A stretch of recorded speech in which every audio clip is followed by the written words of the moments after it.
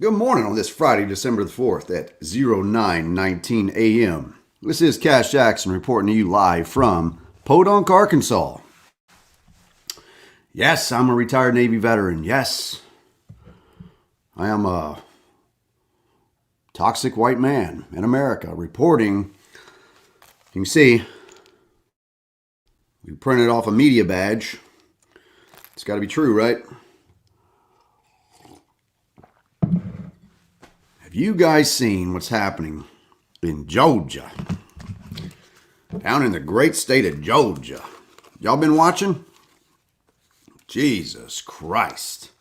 What is happening down there? Now, if I had that split screen freaking capability right now, I'd go ahead and play you guys what I was watching earlier. Damn, near forgot my headphones. Good morning, Paul Knowles and Sean Pearson. PJ Jackson, brother from the similar mother. Man, oh man, we need to make some phone calls. You know what I mean? I'm pretty certain, based upon what I witnessed, thanks Facebook for letting me have 45 people this morning. How kind of you. I don't expect it to crawl much above 46 or 50 people. Anybody out there besides me been watching? Somebody's already on my ex-wife. Gosh, Jacob, yeah. Good morning, Big Don. What's shaking bacon? These fucking people down here in Georgia are on a whole new level, right? Busted sewer pipes, suitcases stacked full of ballots being counted when Republican poll watchers are ushered out of the complex. What is freaking gonna happen in this country come January? Linda Conrad, thank you for being an informed voter. Thank you for watching the hearings on what's transpiring. We need you. We need your eyes and your ears out there because I don't catch it all. I'm staying as busy as I can, and a lot of my time is eaten up with talking to people. I think Jacob here. I don't know. Jacob, I haven't figured out this Jacob person. I haven't figured out whether or not, look, Jacob's got jokes, look. There's Jacob. We got Jacob this morning. Yeah, this is one of my this is one of my favorite people here, Jacob. Yeah, you know what? Hey, I think they decide custody in states like Illinois, like they decide who won elections in Georgia. They haul out fucking suitcases of evidence when nobody's around.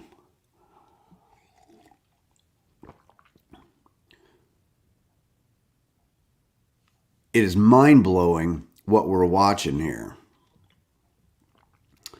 I got one of my guys over here commenting this Veteran Liberty Network. You guys might see that. Hey, if you want to be a part of this feed, you might have to hit a little hyperlink there that you've got on the page. So if you're listening to me and you wanna chime in here like Jacob B. Liveshits. This guy's I don't know about this guy. He'll probably end up getting blocked too. Anyways, you want me to kick him out? You want to kick the shitbird out of here? I'll tell you what. We'll let shitbird hang out. We'll let the shitbird hang out for the morning, and they can create another fake profile later. I'll let you guys deal with the shitbird here. Oh, here we go. How about this? You want me to send him to the fucking woodshed? Hey, Jacob, because we know that's not your real name. We're going to send you on back out there to the woodshed. Boom. Get the fuck out of here. User was blocked. All right. Old Jacob B. lives shit, so I have to go find another fake profile to come in and... There we go, another one. Oh, we got a few of them out here today. Let's go ahead and fucking... Let's shit can some of these people. Send them out to the woodshed, shall we? Because they're not man or woman enough to ever come in here and have real profiles and have actual civil conversations.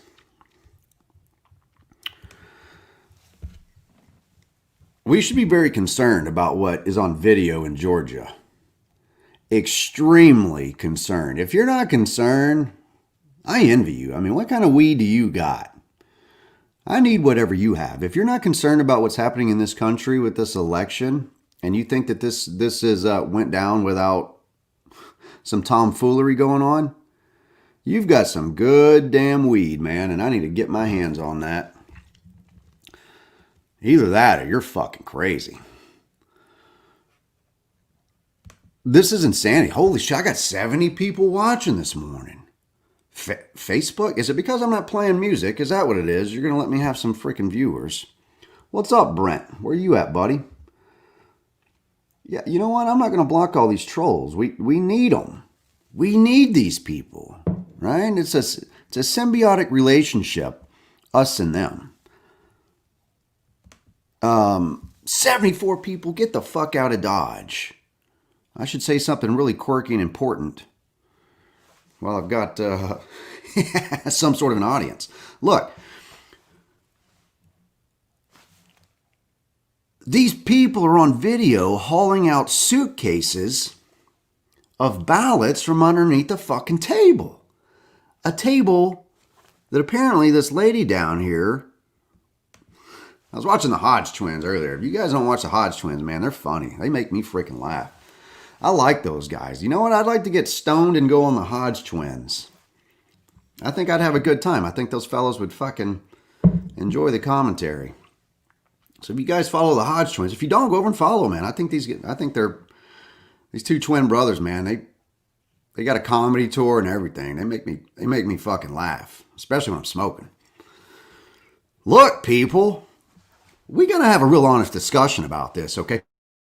What are we gonna do? What are we going to do about this? I mean, this isn't a slap on the wrist we're talking about. We're talking about an attempt by individuals, which you're a moron if you think that they work in concert by themselves, right? If this was just a couple of people who organize this is far deeper. This is far deeper than just a couple of bad poll watchers, right? We're talking about suitcases of ballots, folks, coming out from underneath the table. This apparent sewer line bust was a bunch of bullshit to get the Republican poll watchers out so that they can then begin hauling out these suitcases of ballots from underneath this fucking table. People, this is your presidency we're talking about. This is the senior most executive position. We are talking about the commander-in-chief. We're talking about access to nuclear fucking launch buttons. We're not talking about somebody, kind of cheated and got their way into working for the post office. Okay? We're talking about a legitimate attempt at stealing the presidency. We got far bigger problems on our hands. And I've been talking about this. I said this a while ago, and people were like, Cash Jackson's fucking crazy. He's high. He don't know what he's talking about. Yes, well, maybe I don't. I've always got a valid defense if I'm stoned when I say something, I think.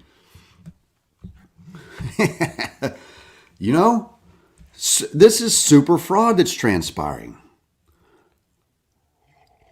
No, you're right, man. I'm not trying to be an alarmist, right? I agree. I'm not looking to spark unnecessary emotions. But I do want to have a real honest discussion. I mean, you're right.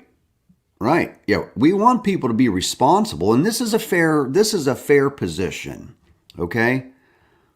This is a fair position, though.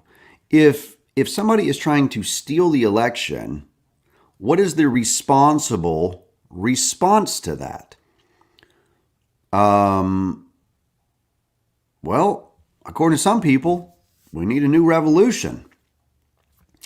According to some folks out there, they believe that the state of affairs in this country has degraded to such an unlawful level that there's many people out there who don't see any other alternative at this point.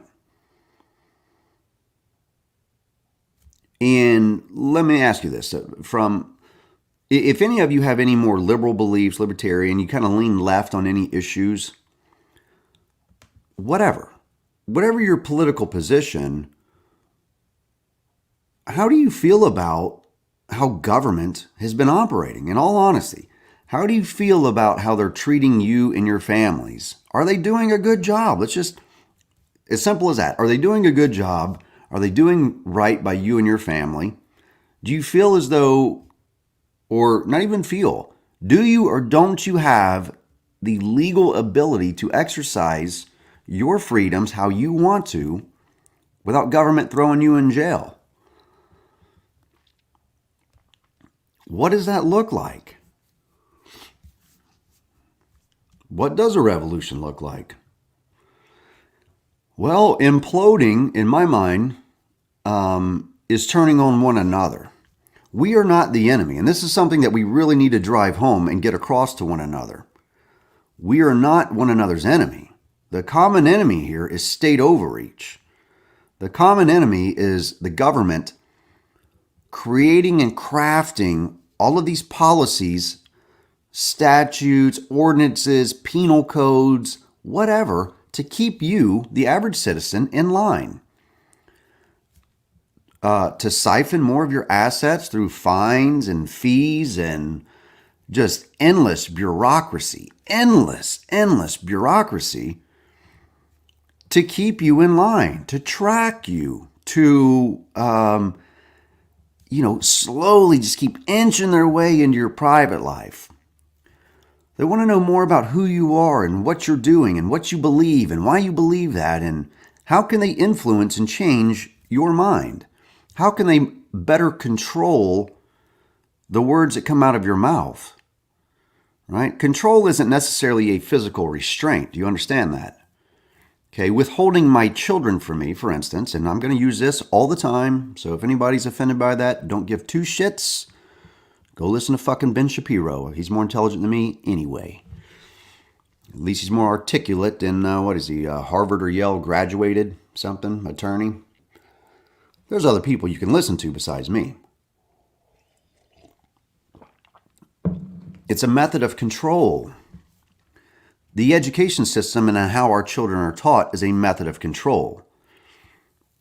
What they are doing is trying to exercise that control by defrauding the American people. This isn't just the state of Georgia. You understand? This isn't a state of Georgia problem. This is an American fucking problem. And as an American problem, it's also a global problem. The global community should be afraid. That is a magnificent point.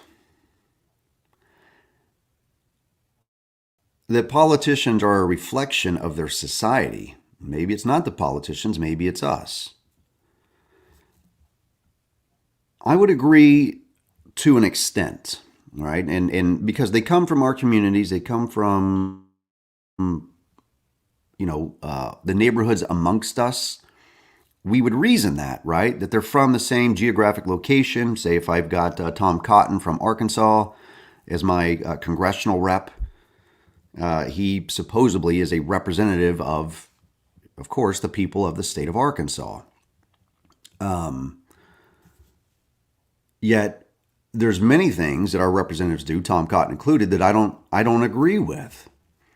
There's no way that they could be entirely representative of the millions of people within each state. One individual cannot adequately or accurately represent every single person in their belief system. We know that.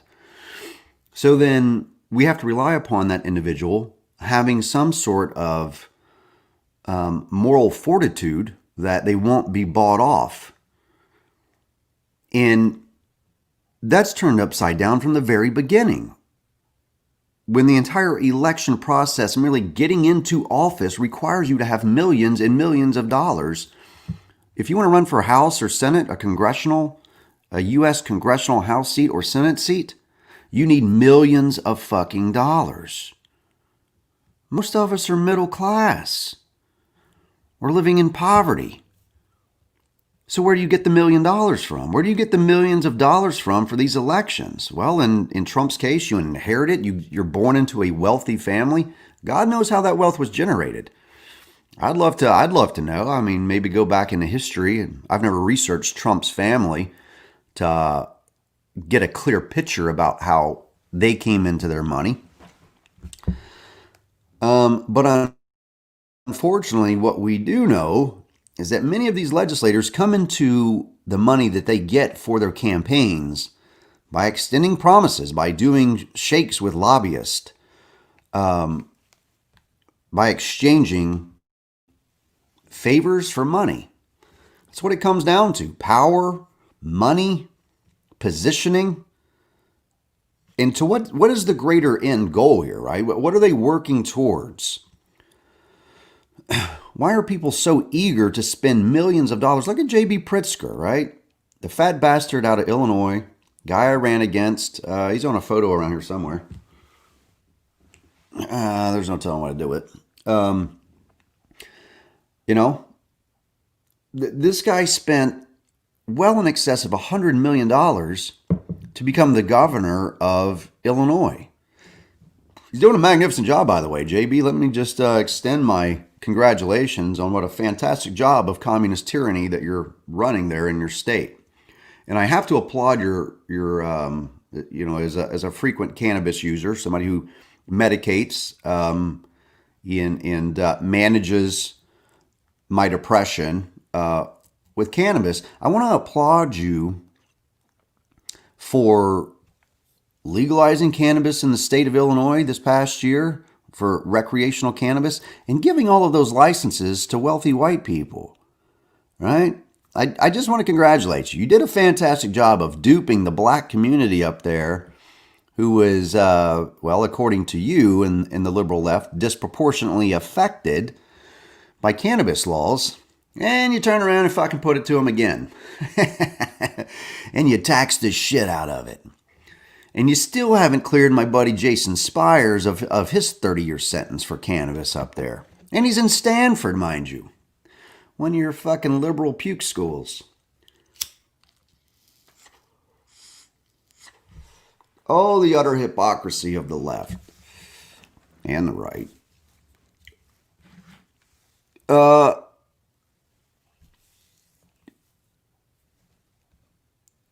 I'm afraid something bad's going to come down.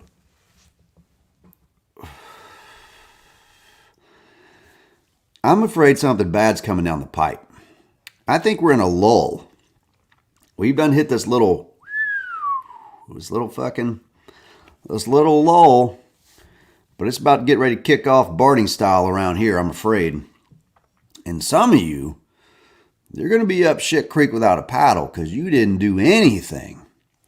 You went out and bought that brand new PS5 for little Johnny Rottencrotch, and you're all set and squared away to have him fucking glued to that thing for the next 5 years until the next piece of shit comes out, right?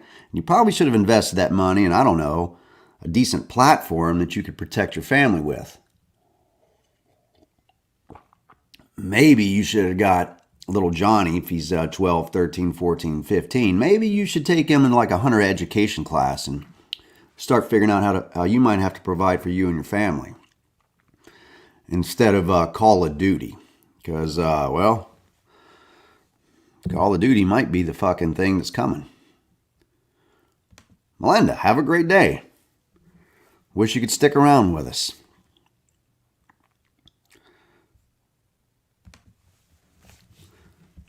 And you don't think that this probably happened in Illinois too? You know what happened in Georgia? You know what? They set the gold standard there for election rigging and fraud. I mean, they've been known to bus people in Chicago around to different polling stations to vote. They've been known to hand out wads of fucking cash to people. They give out wads of cash to other people so that they can give out the cash to other people. Illinois is long known for rigging the election. We would be foolish not to go back and look at every fucking one. Every single, just based upon what I've seen out of Georgia, we should go back and look at every single polling station in this nation, review their security camera footage. I think I saw some squirrely shit go down in a polling station where I was volunteering, but there's no way I could prove it. I thought that I saw somebody there volunteering at the polling station. I thought that I saw them when I went in to use the bathroom. I thought that I saw them filling out ballots. And no, I hadn't smoked anything. I was completely sober. Was volunteering. Yeah, you know what? Mr. Rosenstock, my old friend, Mr. Rosenstock, me and him, we trade jabs back and forth. He's extremely liberal, right? This guy's far left, and I would argue he's pretty far left. I'm pretty middle of the road, I think. And yeah, I've got a Trump sign sitting right back behind me, which is funny. But anyways. Yeah, if I saw, I wouldn't care who they said won the fight. Here's the thing, okay? We have to be consistent. Yeah, if Trump had supposedly won in a state and they showed video of suitcases of shit being hauled out after a phone call about a sewer line break in the polling station where these ballots are being counted, causing, if it was Democrat poll watchers who then left while Republican poll watchers counted the fucking ballots, yeah, I would say the same fucking thing. We have to be morally consistent to that end. Principally, we must remain consistent to that end. But that's not the case. So, Mr. Rosenstock, I have to ask you, do you think, yes or no, do you think that we should go back and review security footage in every single one? I would say yeah. And if you uncover some Republican fraud, fan-fucking-tastic. Pin them to the wall too. Whoever it is, they should be pinned to the wall. The election process, in my mind, in my opinion, I mean, we're fucked, right? And we have been. We should just acknowledge that. We've seen states like Illinois issuing driver's licenses to illegal immigrants. California, very favorable to illegal immigrants. Interfering in the election process. Yes, it happens. Is it all of them? No. Am I trying to demonize Hispanics or Latinos? Fuck no. But somebody's going to say it because I'm white and in coveralls and carrying a Second Amendment cup with the fucking Trump sign behind me. Which is all just really extremely funny if you really understood each one of them.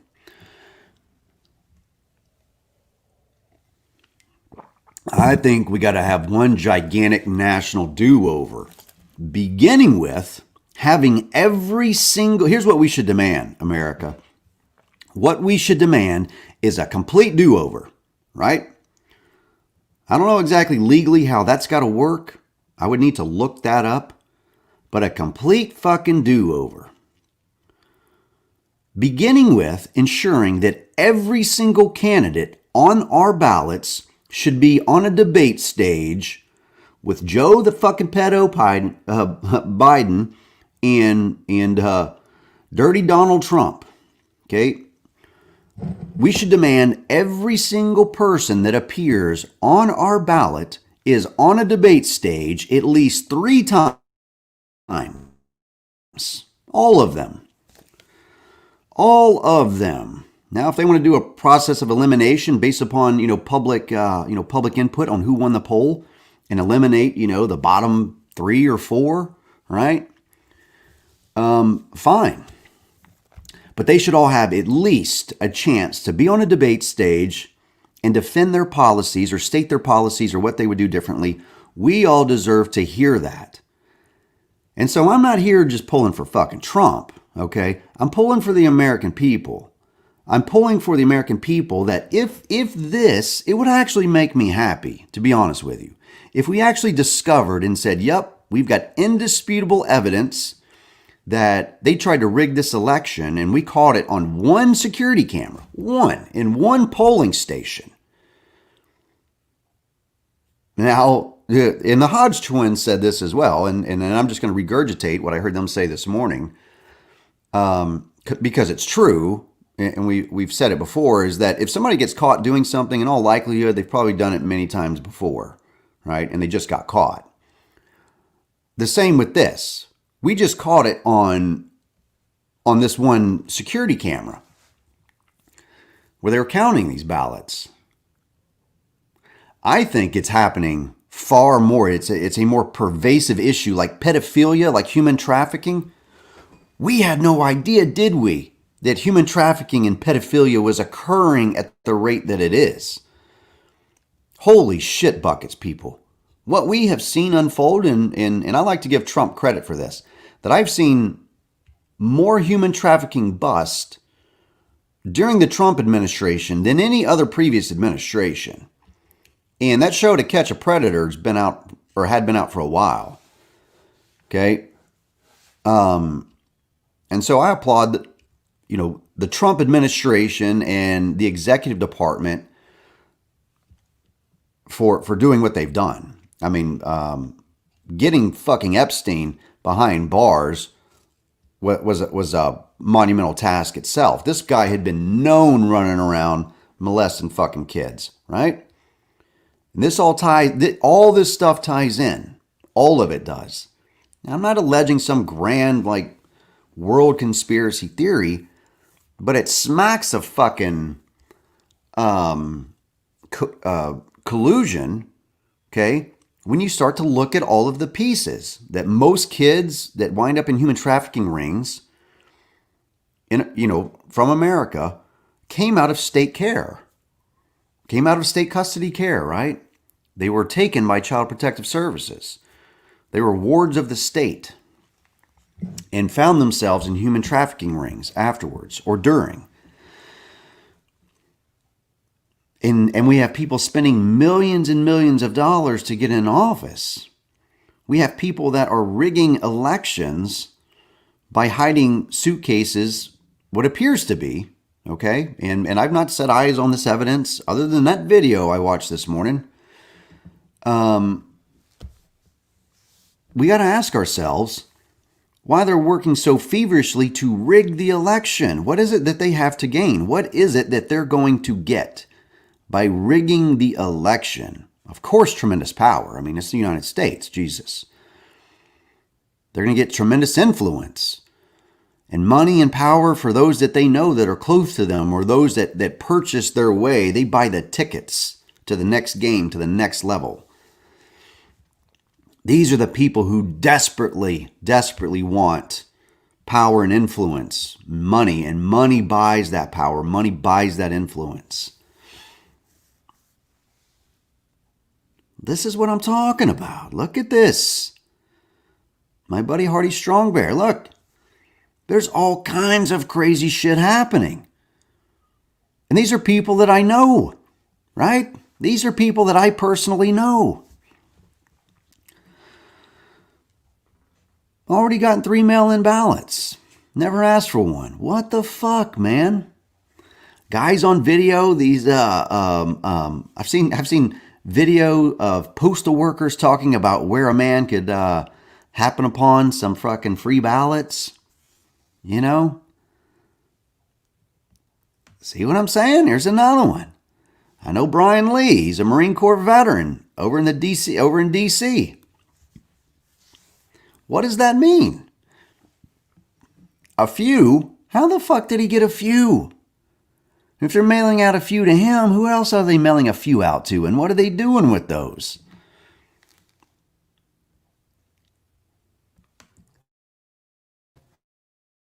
Dude, maybe you should have kept those, man. Maybe you should have kept those and taken some photos and thrown them up and be like, hey, what the fuck, man? Why do I got 3 tickets to the show? You know, I'm only one guy. What gives? America is crazy. I believe that we deserve, and if it is found with indisputable proof that these were in fact or are in fact ballots, and if I had to speculate, they're all going to be for Biden, and they're pulled out from underneath a table, underneath a fake service call or building emergency for raw sewage in a building. If that's what comes out, come on, people. We have no other alternative but to demand a do-over. There's no other. What else can you do? Right? You just give it to Trump? No. How do we know that they weren't, that some fucking Trump supporters weren't doing the same shit? Don't give me this bullshit that fucking all Trump supporters, because they're Republican, are altruistic and principled and have, that they're completely moral. Bullshit. Come on. Let's just be honest. As a country, if we could just start being honest with ourselves and one another, and say that none of us are perfect. Everybody is susceptible to influence. Everybody is susceptible to being, having these ulterior motives to do something. Maybe it's strictly born out of fear. Maybe maybe they were paid off. Maybe that, somebody's got something on them. But we don't have any other choice, I don't believe, as a country, but to demand a complete do-over of the 2020 presidential election. A complete fucking do-over. I think that we should have, voter IDs, a national voter ID. You should give me this nonsense about, all I hear is excuses, right? About why we can't have a better protected voting system. All I hear is excuses about we're disenfranchising this group, we're disenfranchising that group, we are making it impossible for them to vote. Come on, people, for fuck's sake, it's 2020. Stop it already. We could verify somebody's identity right over a computer. They could get a voter ID right over the fucking computer. It could be electronic with a sign-in. I don't really care. There's a bunch of different ways that we could do this, okay? There are a lot of different ways. As far as I'm concerned, we should just all have to physically appear somewhere and remain there, right? I should have like my own little room, like with a cot and everything. We just hang out together, right? Who voted for Joe Jorgensen? Get your asses over there, okay? You're in fucking parking lot B down there at the end where they can smoke weed and carry AR-15s, right? You other fucks, okay? You strictly Republican supporters, yep, take your Bibles, go wait your asses over there, okay? Have a little pray about it or something.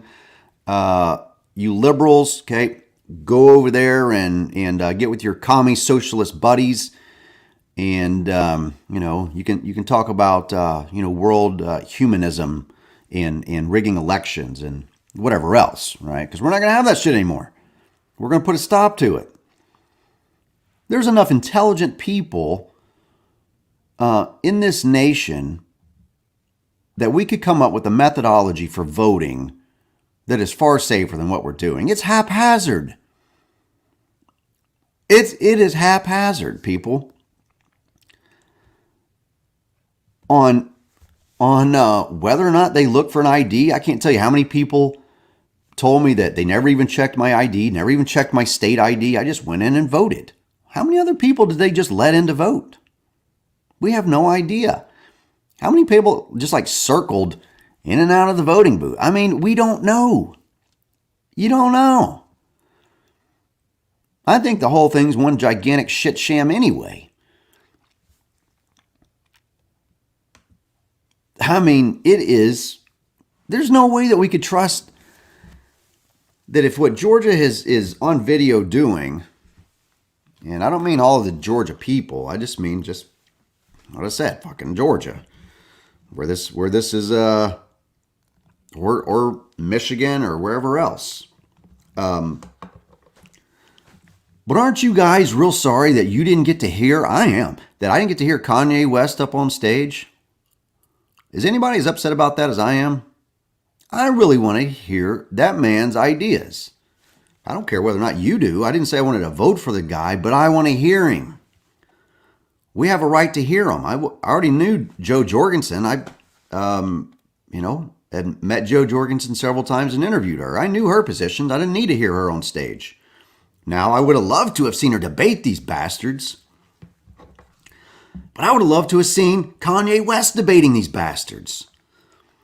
I would have loved it. That is, to me, that's what the American political landscape should look like.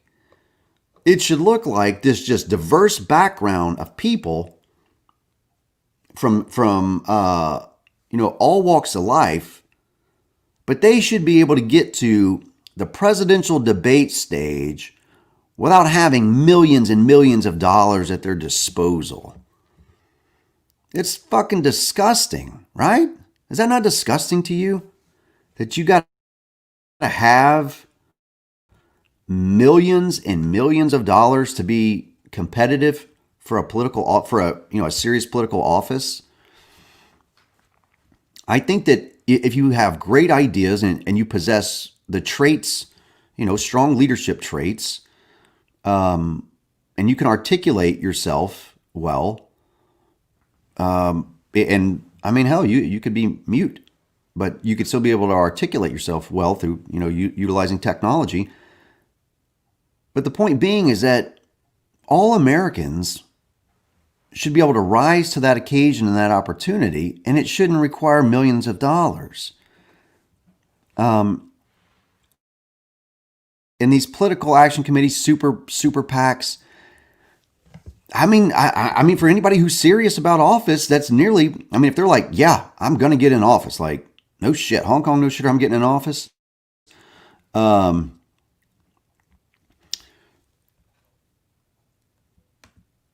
Seattle Frank, get real. They have to consider that. They have to consider, do they start having these meetings? Do they have these handshakes with other, with these lobbyists and special interests and corporations? Do they work out deals? Right? Or are we all sitting in one gigantic episode of Survivor and we're getting voted off the island, or at least our rights are, right? They're voting our rights off of the island. America is right now, we are the land of misfit toys. So I fit right in. Being a misfit. And I think a bunch of you do too, and that's why you follow me. You're like, yep, I'm like this fucking guy. He says it how I like to say it. He does it while he's smoking. He ruffles a few feathers. Like, I don't want to be some just normal political pundit. That shit's boring, right? I don't want to be a Tucker Carlson or Bill O'Reilly, or give me one of those liberal guys. What's his name? Don Lemon.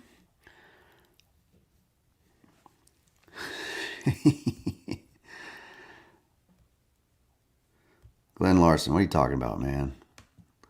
I don't know what you're talking about, man. Just not say a word about what? I talk about everything, I think. I try and hit on a lot of topics. That's why Hardy Strong Bear hangs out with me. He loves me. He likes my live shows. Because there's no script here. There's no, nobody's done it up for me. Put it in a nice, pretty little bow. My buddy CJ's coming on as an executive producer for me, Marine Corps veteran, to help out with a little bit of that, clean some stuff up, I think to make some positive additions. Wow. That's crazy. 56K painting of Mao in her living room. I wish you guys could throw up photos of it.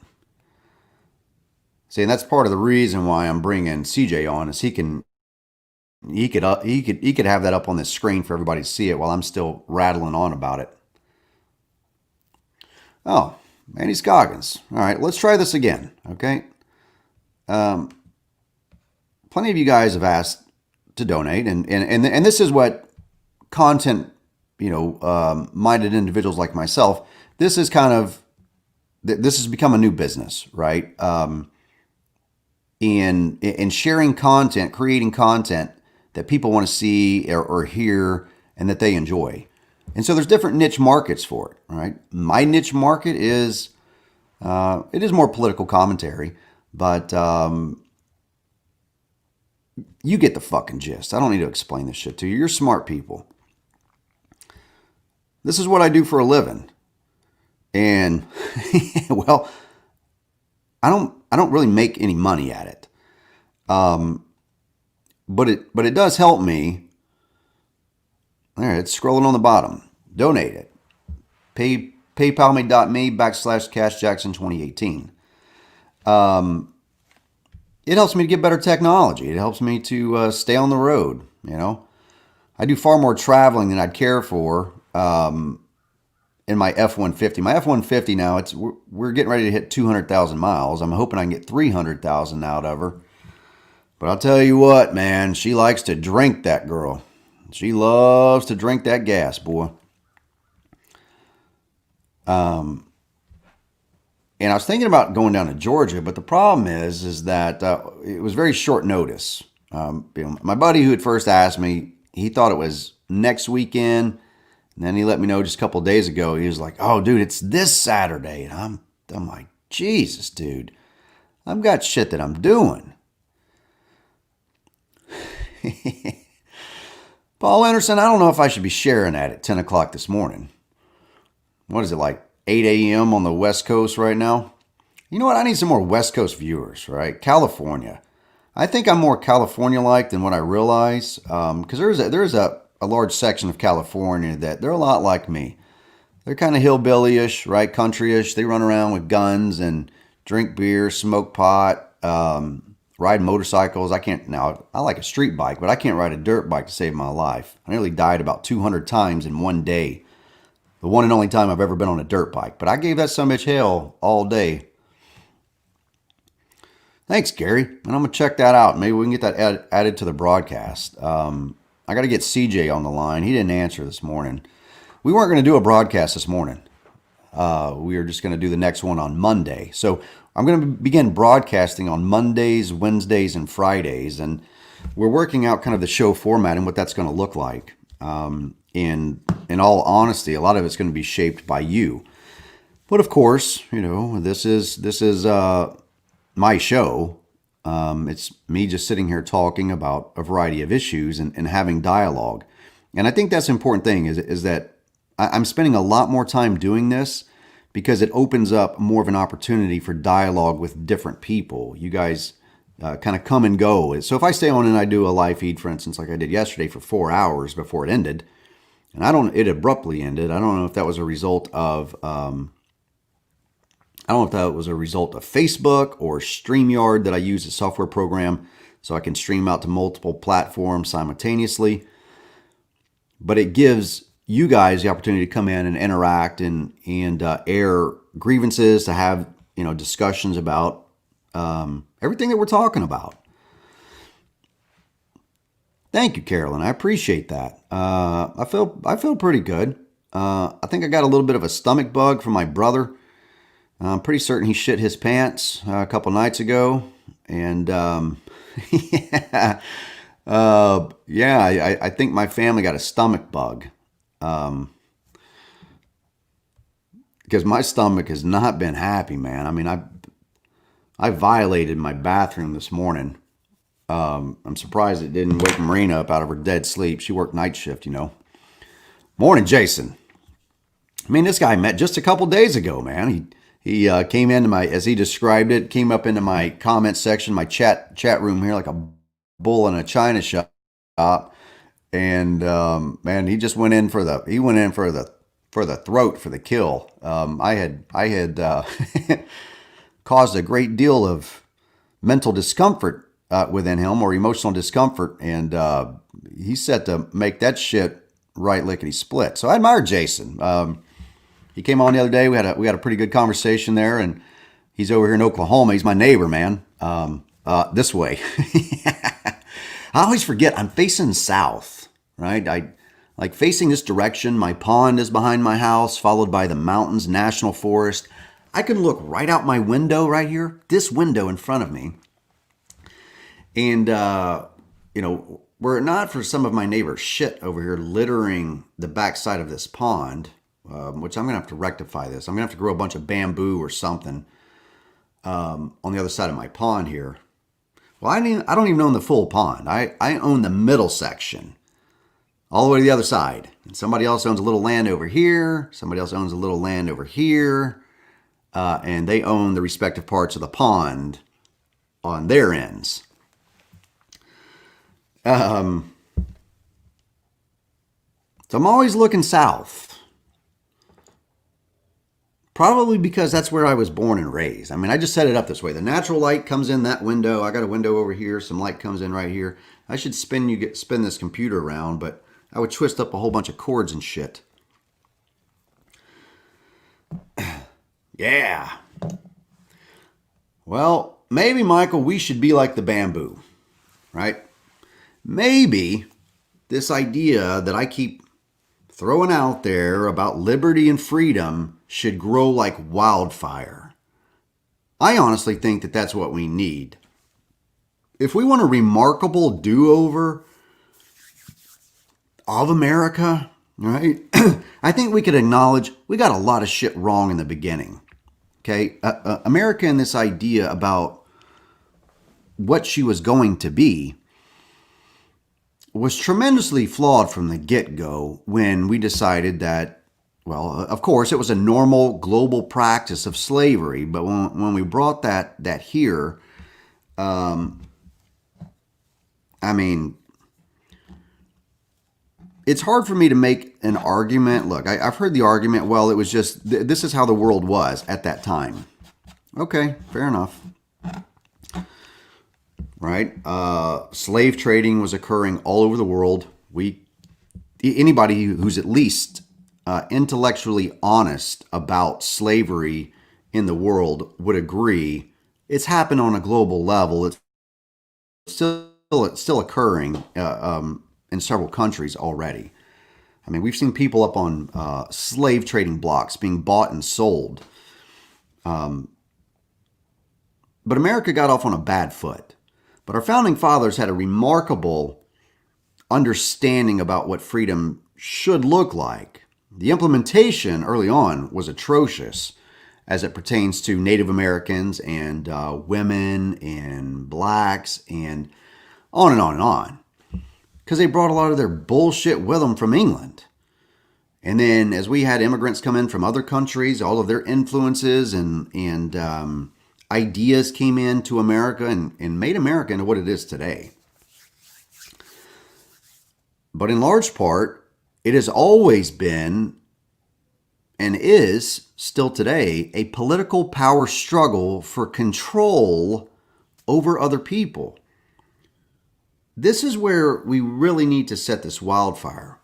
We really got to stop and ask ourselves, is there a way that we can do business better in America?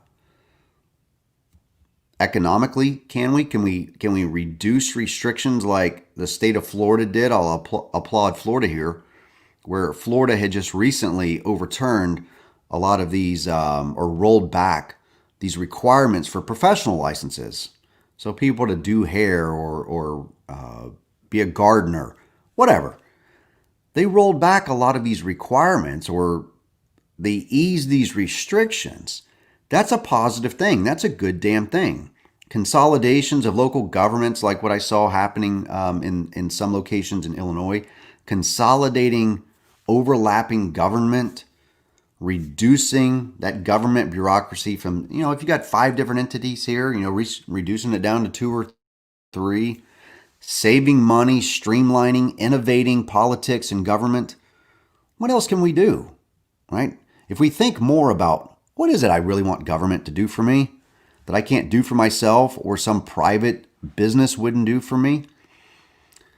Government doesn't have any incentive to make it cheaper for you. They're spending your money. Government has no incentive to reduce the size of government because they'd like for their friends to work there too. It's, a lot of them, their budgets are way more than what they need.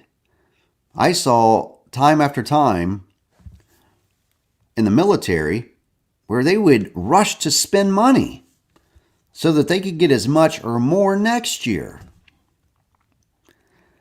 Paul, tell your daughter Evelyn that Cash Jackson says hello, and I hope she has a wonderful day with her dad.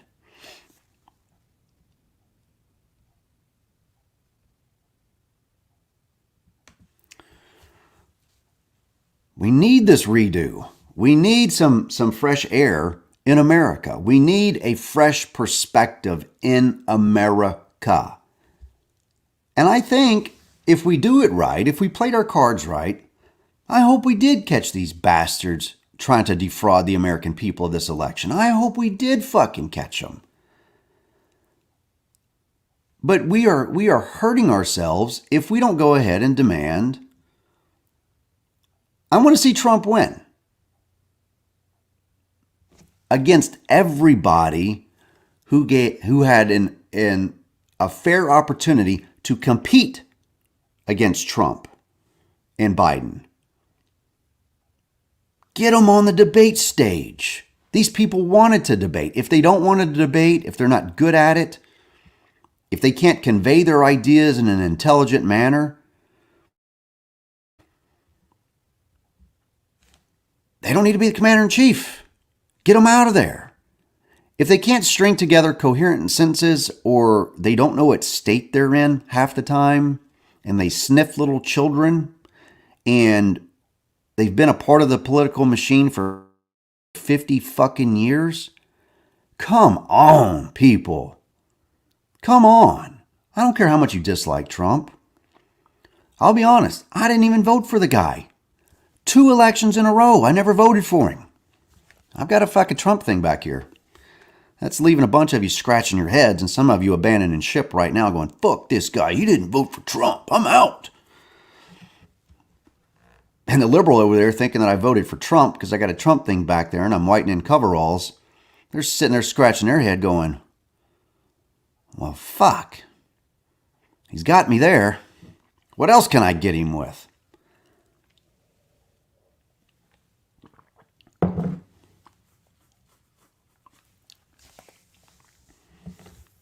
And many of you don't even have a basic understanding of the Electoral College. It just made me laugh. Saying that I didn't vote for Trump, how many people got so butthurt at me? So fucking butthurt. You didn't vote for Trump. Come on, man. I'm in Arkansas. Think about where I'm at. I'm in an extremely red state. And by all intents and purposes, I fit the bill of a stereotypical Trump supporter. Right? I'm a white male. I've got a little bit of facial hair. I'm wearing coveralls. I'm an ignorant redneck hillbilly, right? Racist, white, patriarchist hillbilly living in the hills of Arkansas. You didn't vote for Trump? Boy, they'll get you strung up around here. We'll drag your ass down dirt road. Look, simpletons. My simpleton crowd out there that fucking follows me. And maybe I shouldn't insult you, right? Maybe that's wrong of me on this Friday morning. You know what? Maybe I shouldn't be insulting people on Friday morning, December the 4th. Maybe I shouldn't be, but I like to. I want to insult you and then educate you. Maybe I should educate you and then insult you. That way you're offended second instead of first. And maybe you'll fucking listen to what I have to say. In Arkansas, Trump had this state hands down. He already had it hands down. I know the political landscape at least well enough to know that Trump was going to, minus pulling out ballots from underneath fucking tables, Trump was going to win this state by a landslide. And he did. Okay, I knew that walking into the voting booth. It's like Survivor, right? Where's the best place to cast my vote? I'm not voting for the fucking worst of two evils. Right? I'm not violating my own principles. Now, if I thought maybe Biden might get it here, and I wanted Trump to get those 6 electoral votes from my state, oh, by the way, do you know how many fucking electoral votes your state has? If you don't, you should go look it up. That should be a basic responsibility of yours, because it's important when walking in and making your choice, I think. If you don't subscribe to the idea of check left or check right, check blue or red, check.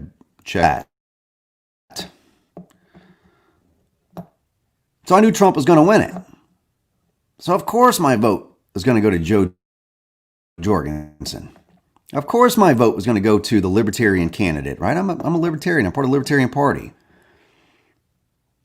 Now, if I thought that it might have been close, I might have changed that. I might have went ahead and voted for Trump, because I will take Trump all day, any day, every day over Joe Biden. The guy has been in American politics for half a fucking century. He is not a good man. He is not a good person. He sniffs children. If I saw Trump sniffing kids, I would never, ever let my child near that man. Illinois used Dominion voting this year. Interesting. But you know what? I think we should check them all. I think for consistency purposes, for peace of mind purposes, we should look at all of them. If there was a polling station that has cameras, and I don't know why you would have one that wouldn't. I mean, we should have some really strict. There's my executive producer, CJ. CJ, I've got you live and on the line. We are talking about Dominion voting machines. Oh, nothing like calling into a show live first thing in the morning. Hey, I'm gonna let you field a question for somebody there, Mr. Executive Producer. Somebody who honestly doesn't know about libertarians wants to know: are they centrist? How would you answer that? I would say that you need to go to the dictionary, go to the letter L. Today's show is brought to you by the number 3.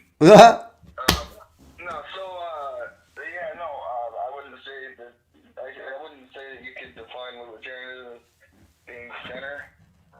I think that's a misnomer.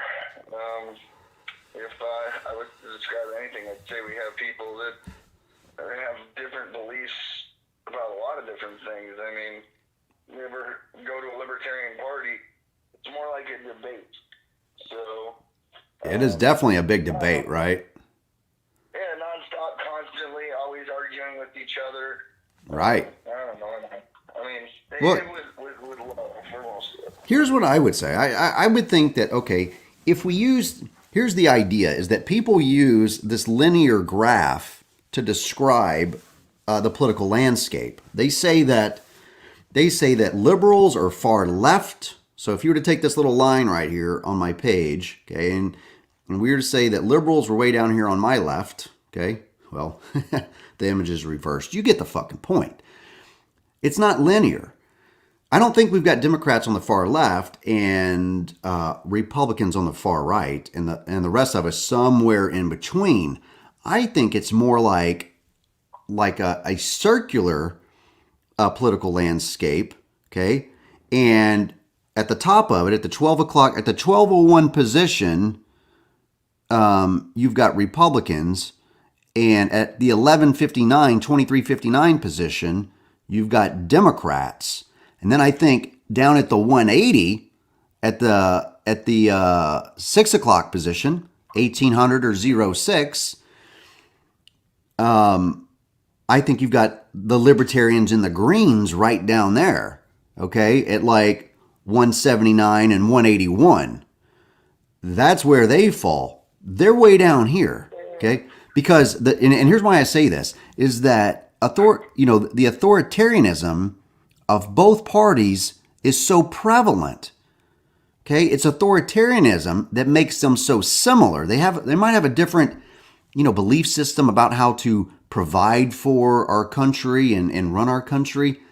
But at the end of the day, most of their policies are authoritarian because they dictate, they restrict how we're going to live our daily lives, right? Am I wrong? Well, one of the big differences between the two-party authoritarian, or as you call it, the Socialist Party of America, the left and right wing, whether you call yourself a Republican or Democrat, and the Socialist Party of America,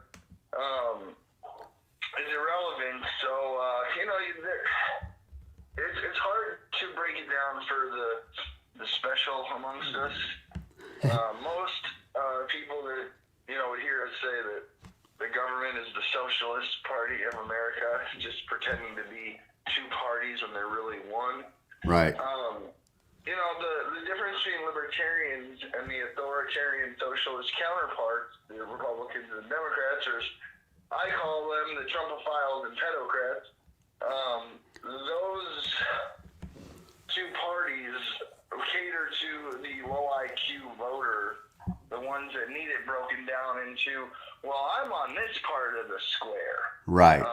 Now, do you think that they're low IQ, or you just think that they've been victims of their own patterns of behavior, right? And this pattern of behavior was kind of instilled in us from a very young age, where we're not taught, because our parents weren't taught, the critical thinking, the thought-provoking, questioning attitude, right? What we got conveyed and what we were largely taught as a society, what the social norm is sit down, shut up, right? Face forward.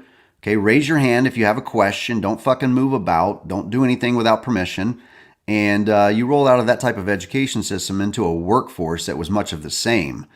And so it leads people to, instead of really thinking and considering about what they're doing and the other nuances of it, they just go with the information that was delivered predominantly to them in their social circles, right? They're just kind of following along with the fucking herd, So I don't know if there's... Why do we go to Walmart and see 99 out of 100 people wearing a mask? Right. This is the American education system pushing people either to their... again, it's all designed to turn you into a tax slave.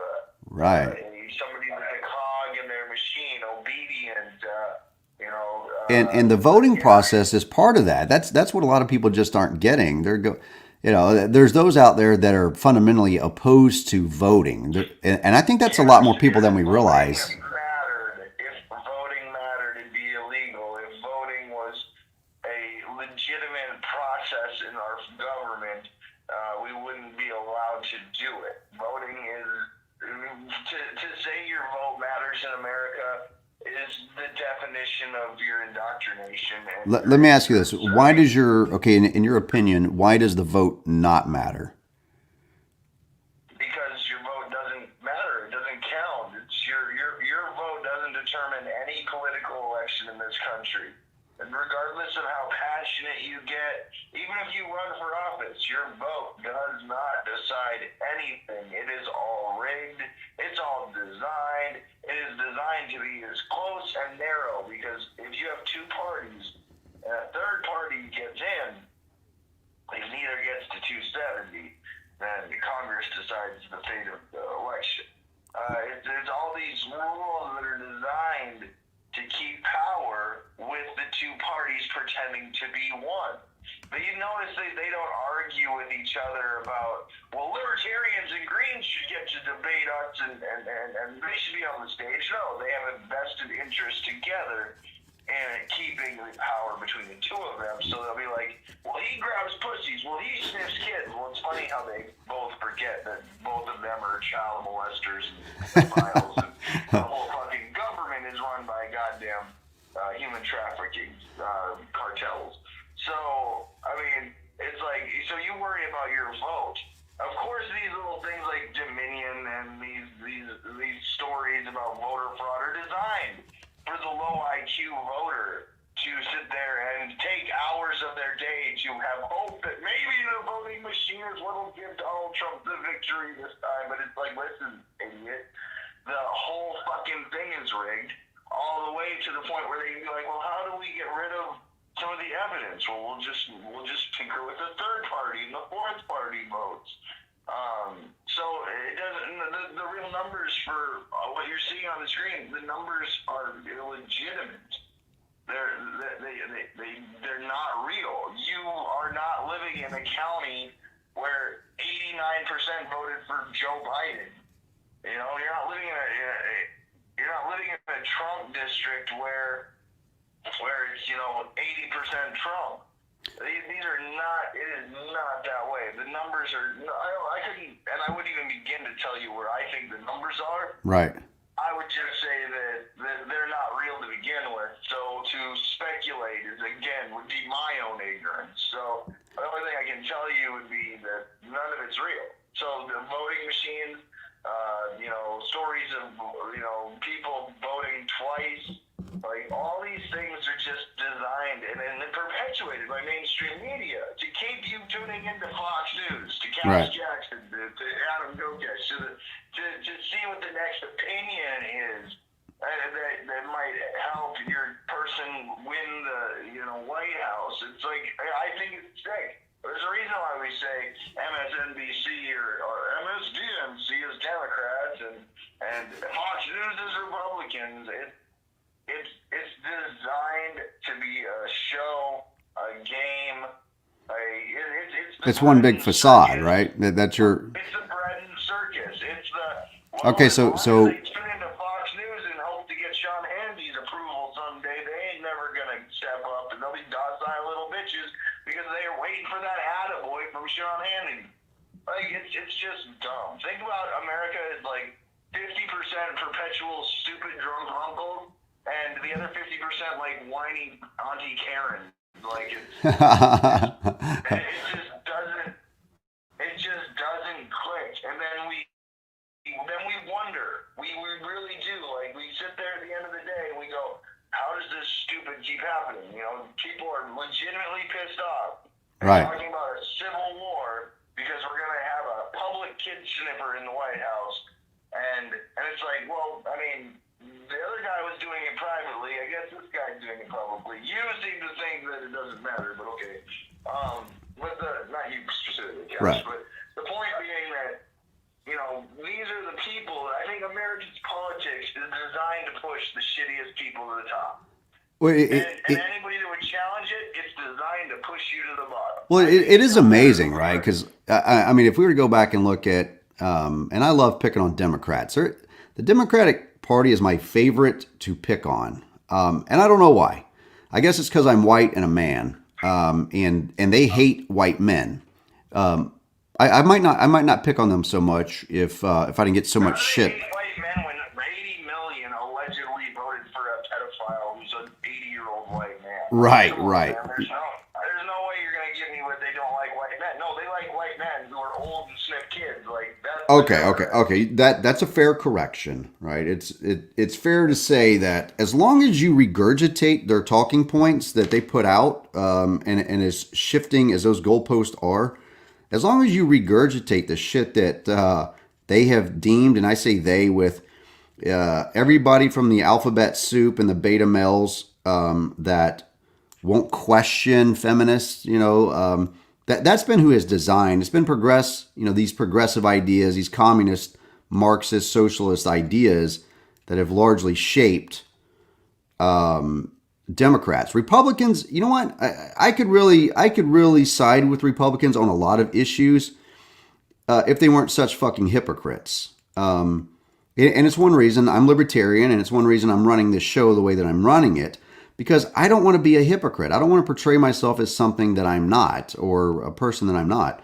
I try and show people all sides of me so they know who I am and where I stand on a variety of different issues. And so anyways, but I see your point. Okay, going back to the main thing that we were discussing there on how you feel that that voting is what'd you say, a waste of time? And I don't want to put words in your mouth. What'd you say? No. First off, I didn't say voting is a waste of time. I said if voting mattered, if it had an impact, if your vote really counted, it would be illegal. You wouldn't be allowed to do it. Okay. And the fact that you think that you have a free vote and a fair election and Okay. Well, all right. So okay. Good, and that's why I asked. Like I said, I didn't want to put words in your mouth because I got busy. definitely don't put the words that the vote or anything like that is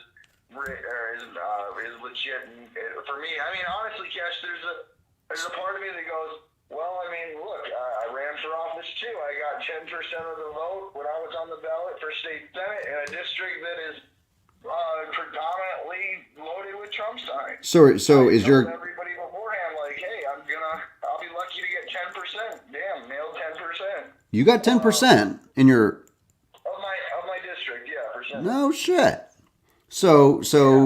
Well, was your party already established? Was the Libertarian Party already established in your county before you ran? Yeah, so a few years ago, when I ran for governor, we formed the McPherson County Libertarian Party, and we have a chair and a treasurer and a secretary, and we meet every 6 months. And Every 6 months, man. You guys need to get together and discuss revolution. well, there's only like 11 of us. So that's perfect. Get together, smoke some pot, drink some beer. Do what be a pot smoking Republican like Democrats say you are. Man, I'll tell you what, sidebar real quick, actually, we legalized cannabis in South Dakota. Which is fucking amazing. Don't you have a Republican governor there? Okay, oh God, man, you're gonna make me sidebar a million times today, huh? Okay, well, okay. So The woman is the dumbest woman in the history of the female gender. She is not a libertarian. Stop praising her. Every person out there that praises her, you already. okay. Moron. Hold on. You don't Hold on. live in this Hold on. Wait. place. You don't hear her daily politics, and then people are cheering her on to run for president in 2024. It's like, slow down, you guys. There's a reason why I call her the queen of meth. She's a nepotist. She is a hypocrite. She voted to legalize hemp in the Farm Bill in 2014 and 2018, and then came back to South Dakota and said, "Hi, vote for me. I ran for governor. I'm running for governor because I voted for the Farm Bill that legalized hemp. And when hemp came to legalization here, she vetoed the fucking thing. Get out. So she's not libertarian. She is I never said she's libertarian. I don't know why you're going down this hole with me. I didn't say she was libertarian. No, but there's a lot of people out there who are like, she's a Republican, but she's like the most libertarian. It's like, no, like there's a certain sect of, I don't know. Okay, all right. So fair to say. Freaking word on it.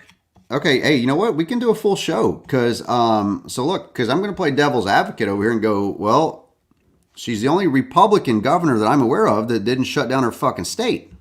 Which isn't true at all. Okay. It's just a misnomer in conversation. What do you mean? Be specific. A misnomer. Is your state locked down? South Dakota been locked down or not? It's a more complex question than yes or no. Okay, I'll give you the opportunity to expound. So let me break down why I'd say yes. My state's been locked down to a certain extent, less than some, sure, but just as much as others, yeah, absolutely. What happened was, and especially if you go look at Mayor Chinakin, who went from being all with Christine Nolan, no mask mandate, he's the mayor of Sioux Falls. Look at the big cities here and watch her go, okay, like, I know the libertarians are going to like this, but I don't want to blame for any of the COVID deaths. So here, Mayor, you are going to get all the blame. And as soon as it came out, she just passed the buck. And so mayors were sitting there like, okay, she's not telling me I have to, but we're going to let the city decide. The mayors decided. Some were like, no, we'll keep going. We'll lock it down. Like Sioux Falls, they just voted in a mask mandate. Like, Okay. So we have the number one per capita. We have the number one per capita COVID rate. You know, like I mean, it's like some point, like we might not have shut down in the beginning, but they fucked us over in the future way worse. Like we're gonna get worse than a shutdown. We're gonna get like mandatory stay in your fucking home because these people are putting the blame on the local communities. The local communities are saying, hey, well, we don't want to get blamed for any death, so right. the governor's passing it off so she don't get blamed for death. We better make you wear masks. We better shut down your bars. We better say you can only have X amount of people, which is what they did. Okay. I got it. When you say Christy Nolan didn't shut us down, sure, she just passed that responsibility off to other people. Got you. Okay. Some in the Libertarian Party be well, that's good. That should be localization. DJ, no, that's called passing liability. You should be smarter than this. No, you know what? That's a really fair point. Okay, no, I can appreciate that sentiment. So, so typically, right? So as CJ's, and let me clarify some things here, right? So, CJ's saying that Christy Noel, what's her name again? What's your governor's name? It doesn't matter what her name is. I call her the Queen of Meth. No. It's important. It's important that we identify names in politics. Christy Noam. Right. Okay. No, it's really important to me that we always identify the people we're talking about in any specific actions, good or bad. That I don't know what you're like. My goal is to get her on a broadcast and just confront her directly with these questions. I don't think that there's anything wrong with that, and nobody should be threatened by that because it is a citizen of the state of South Dakota asking a legitimate question. I don't think that there's anything. We should never feel threatened or intimidated to ask our legislators these questions on why. Why did you vote that way? Why do you believe that? Let's assess all of the information, and that's what I'm trying to do with you today because I'm no expert on your governor. Now, I do, as we're talking about here, so it's decentralized government, right? It's taking government from up here and letting the local communities make their own decisions, right? Leaving it down to the towns, the mayors, the city councils, the county boards, whatever. In that is a good thing. Now, in this context, I think I'm going to have to side with CJ on this because what he's saying that the governor did is she passed the buck off. So instead of one person going, nope, no fucking way, we're not doing that, that's unconstitutional, and I think that that's what she should have said. I would have to agree with CJ on this.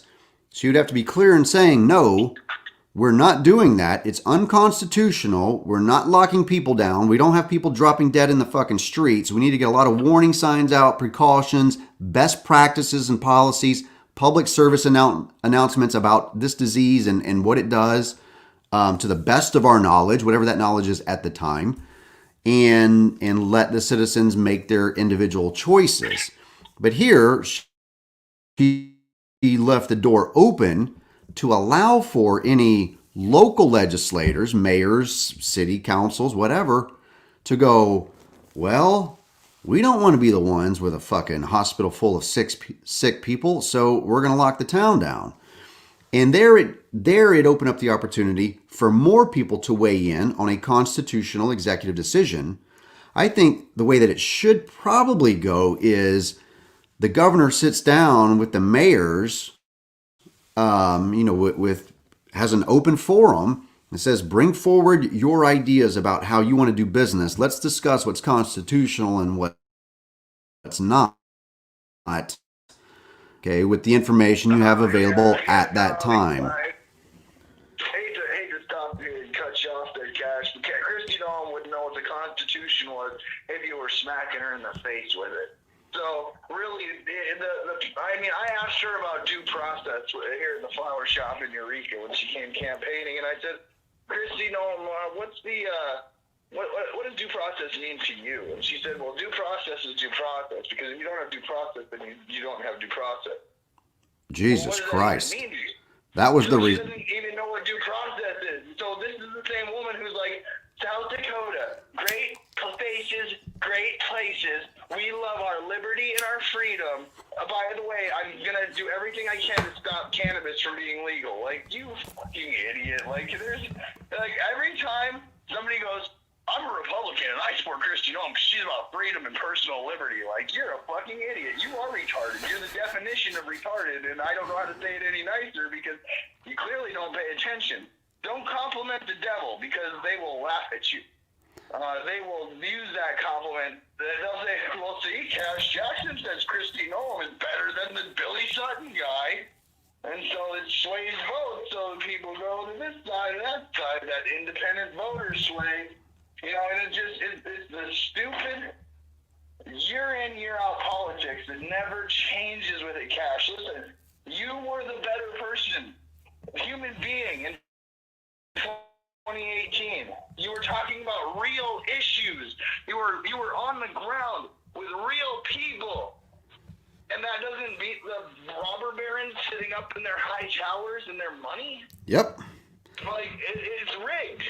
There's no way. There's no way that if you look at it, if you looked at Cash Jam Jackson or anybody in the Libertarian Party that ran for public office, and you look at them on the personal level, sure, they might say some crazy stuff on the internet. Like, listen, we're living in crazy times where the government gives us rigged voting, fake politicians, a control system where it looks like two parties, but it's one. Right. They give you distraction media. They give you these stories about voting machines that may have had an algorithm that could be tweaked. Like, it's like, no, I mean, it's been rigged since day one, so why are people getting mad that in 2020 it's still rigged? I don't see anybody going to the gate and saying that Donald Trump is just as illegitimate as Joe Biden. Well, Obama was just as illegitimate as both of them, and so on and so forth. and these are fair points, which again begs the question on, okay, then what is the solution? All right, we've heard plenty of bitching. What's the solution? How do you fix it? What's the first step? Well, you and I kind of discussed this with the whole COVID lockdowns. That it's bigger, that the COVID lockdowns have to be bigger than just some disease that has a death rate lower than spending a counterfeit $20 bill in Minneapolis. The death, you have more of a chance of dying in Minneapolis spending a fake $20 bill than of COVID. And we lose our constitutional rights. We're told to put on and shut up and take a fucking mask and put it on your face or else you're not patriotic.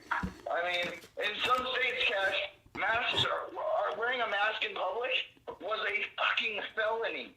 There were state legislatures that had to rush to go, hey, we have felonies on the books if you wear masks in public. Like, we got to get rid of those. Wait a second. Wait. Look how quickly, Cash, this is what I'm saying. Look how quickly. We need to bring this into the broadcast, CJ. What's that? There was a law. Did you say there was an ordinance or a statute or a law of some kind, a penal code that said it's a felony in South Dakota to wear a mask? No, in some states, it was still a felony to wear a mask in public. Okay, I mean it's a pretty broad claim. I'm not saying that it's not true, but I mean they sell ski masks and shit for. And StreamYard and controlling the buttons as the executive producer, I'd be putting it on the screen right now. I would love for you to, man, and that's what you should be doing. That's why I called you earlier, so that you could help me do this. And so my phone's broke. I gotta buy a new one. It didn't. That's why I woke up late today. Is because my phone didn't charge because my battery where it charges is broke at the bottom. So I'm lucky I even woke up at all, to be honest. Well, I tried calling you. I know you tried calling me, but it doesn't go through when your phone's shut off. Well, that's true. So the thing is, Cash, is that, like, okay, so look how fast that these states changed that mask felony law. And they changed it to where it doesn't really even exist now. You can wear a mask in public. In fact, you're ordered to. It's the opposite of what it used to be. Like, now you have to fucking wear a mask. That guy that got a felony for wearing a mask before is now it should be exonerated. It's like cannabis. When it becomes legal in a state, you still got thousands of people sitting in jail for it. But look how quickly they turned that around. Now you're telling me they can't do it for family law. You're telling me they can't do it for the drug war. They can't do it for the things that would benefit society. Right. they only do the things that benefit. Like term limits, right? Like it's a monumental task to get fucking term limits implemented. It's an impossible task for these assholes to get fucking term limits. CJ, I've told people, I've said this over and over. I think here's what we should do. I need one person from every fucking state. Make it 2. Fuck it. Make it 3. 100, let's go with 150 people. Okay. I need somebody in the middle, an independent of some kind, a Democrat and a Republican. But here's the deal. I need 3 people representing their community from every state. Okay. So I need a Republican, a Democrat, and some sort of an independent, libertarian, green, undecided, whatever, from each state. And all 150 of us, because I'm going to be one of them since it's my idea, we could sit down right down here in Logan County, Arkansas, where I live, and we can all sit down and we can just, we can all bring in just, weed from our different states. Okay, we're going to pile it all up, right? We're going to have weed from all 50 states, okay? And we're going to smoke all that weed, right? And then the 150 of us, after we smoke all that weed, we're going to come up with term limits for Congress, right? And so you've got representation. I want the normal working man. I want the fucking librarian and the plumber, the carpenter. I want those people to decide. Now I'm not against the white collar community at all, right? Our bankers and the such. But that's not my community. That's not my people. Okay. That's not where I come from. And I want to sit down and have a powwow and just see, could we come up with some term limits? Could those of us from different backgrounds? And here's the thing. Here's what I already know. Because I've traveled all over the world. I've been back and forth across the United States and been in all of these communities. I know that I can sit down and talk to people and we can find common ground. And I think one of the best ways to do that is over food and some smoke. I don't really like the beer and the liquor and stuff. I think that causes more problems. Yeah, I'm of the mindset that we should have our quote unquote elected leaders do like ayahuasca in front of everybody. Like, if you get elected president, the first thing you need to do is a shot at DMT and let us watch what happens. Right. Well, I mean, how hard could it be? I mean, honestly, I think that they make politics far more complex than what it needs to be. People have basic needs and wants, right? And we have to make sure that all Americans needs that they have the ability to meet those needs, right? I'm not talking about equal outcomes by any stretch of the imagination, but I think that if there's people out there down, that are down on their luck, they're having a hard time, I think that we have a moral obligation as a society, myself included, right? It starts right here at home. But we got a moral obligation to help out our fellow man. Now, whether or not that happens or not, I don't think that under force or the threat of force, you should be compelled to help somebody, right? I think every person should decide for themselves. And that's a hard thing in society. But with these term limits, I think we could all agree that the representation that we have camping out in Congress, it's time to burn their fucking tents down and send them home, right? Am I wrong? No, you're not wrong. I like the direction you were saying that you get people together, but the FBI calls that a potential domestic terrorist threat. The FBI would say what to sit down and smoke some weed and debate term limits, how long it should be for. I think that's a worthwhile debate worth broadcasting to the world. Oh no, I agree with you. I'm just saying that anybody that gathers 150 people, is Arkansas a place where 150 people can gather? Does the government allow it? Fuck, I don't know. I don't care. If I want to invite 150 people to a private event and they want to exercise their individual liberty and assume the risk that comes with a nation locked down over COVID, if they want to assume said risk, and I want to assume said risk of meeting with said people to conduct said event, I don't think government has a fucking say in it. End of story. And if said people want to bring their, Second Amendment favorite candy, to hang out and ensure that we can decide term limits in our nation between Republicans and Democrats and some of us in the middle, whatever that is. I think that if we have one from kind of each, that's pretty good representation. If you got 150 people, I mean, it's more senators than what we have. You know what I mean? It's not as many House of Representatives, but how many libertarians do we have in the fucking House and the Senate? Or Greens, or, you know. You talk. I gotta go pump and dump, man. I gotta get rid of some coffee, man. All right. You wanna hold the crowd? You guys hang out with CJ. If you're just tuning in, this is the voice of the executive producer, CJ Abernathy, on a show that is really untitled, I guess, at this point. Like, who knows? We can call this the Cash Jackson Shit Show Hour. Who knows?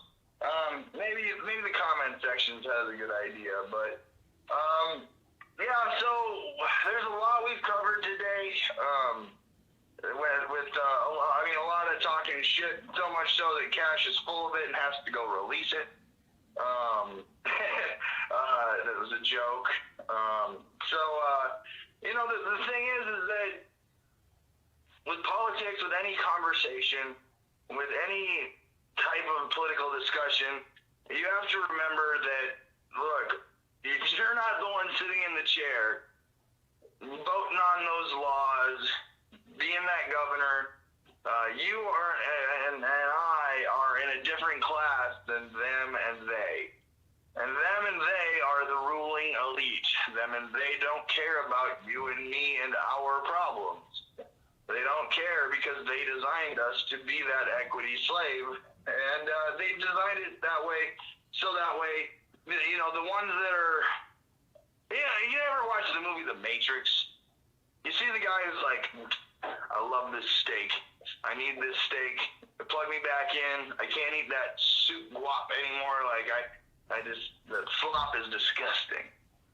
And there's always going to be the people that can be presented evidence, see it for what it is, and still fight for their captors, their enslavers, support the blue coats, The loyalist? It's sad. It really is. The separatist? Who are we talking about? Are you wow, that was a quick shit, man. I didn't have to take a crap. I told you, it's just, it means I need to take a quick break. Oh, gotcha. Well, yeah, okay. I thought you were going to take a crap. That's what I thought I heard. Like a rocket ship. Yeah. No. Yeah, I hear you.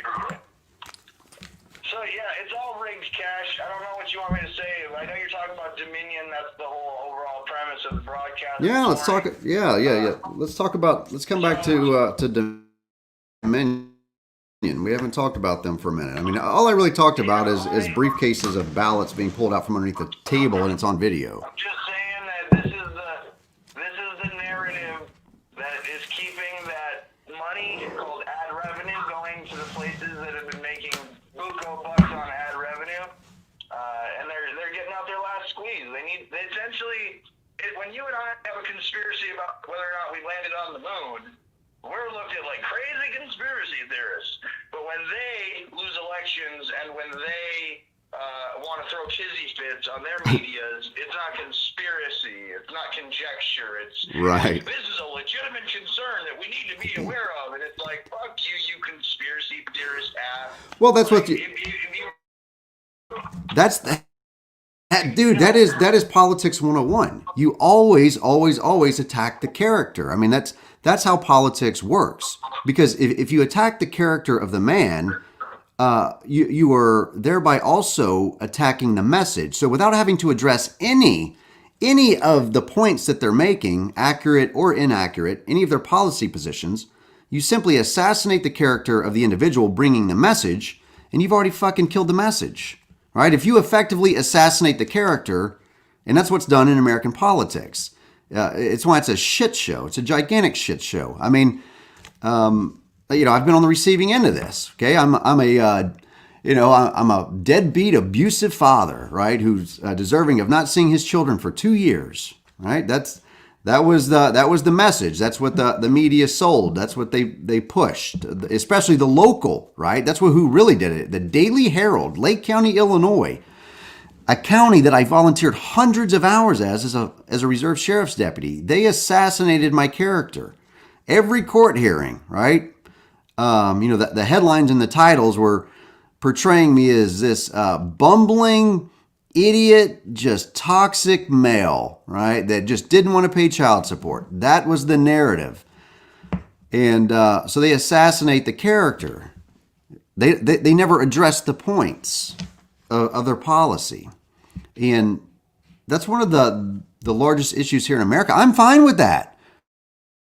Fuck, let's trade insults. You want to trade insults? Let's do fucking tit for tat, I would love to spar with...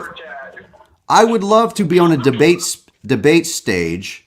And this is, I think, I'll tell you what, the kind of debate that I would like to be able to get up there and talk policy and use the language that I want to use however I want to use it. So like when J.B. Pritzker, for instance, proposes a progressive tax, I'm going to be like, you're progressively getting stupider, you fat fuck.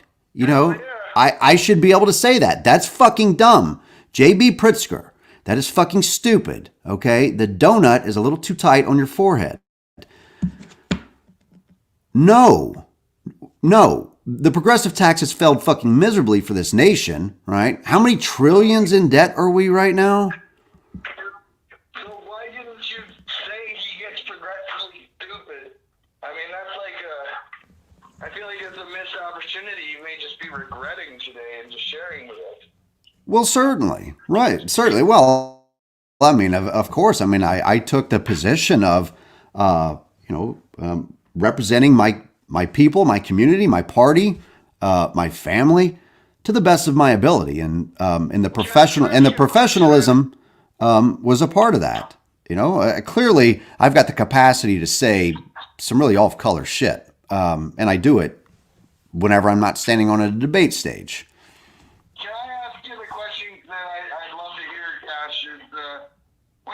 When you were up on that debate stage, see, I longed for that day to be nominated by my party, to be like learning all the talking points, all the history of my opponents, and to plan my debate and how I would strategize it.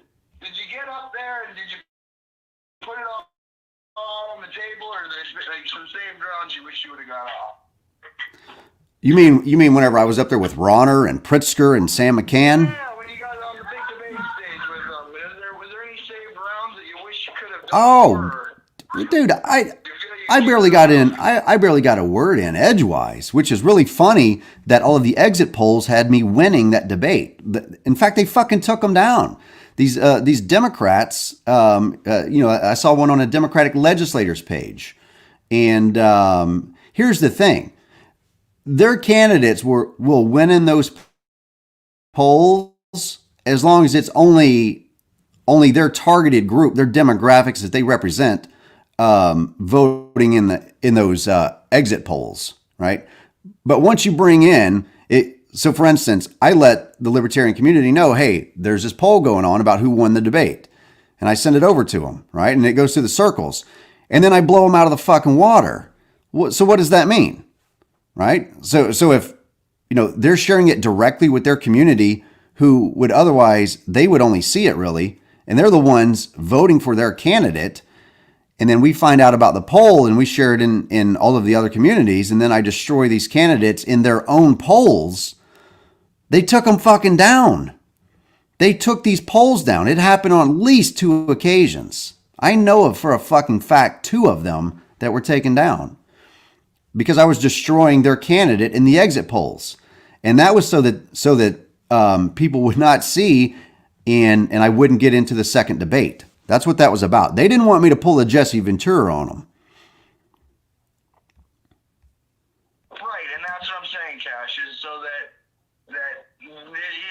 to say that any of these elections, either in a red state or a blue state, doesn't matter. It's all rigged. So whatever the system is to do that, just because that hasn't been made public to everybody as common knowledge, it doesn't surprise me at all. It's the same way it's the reason why libertarians run, and then after like 2 or 3 cycles, it's like, well, it's rigged against me. I'll just run as a Republican, and then Republicans are like, we got rhinos, and it's like, well, it's all fake.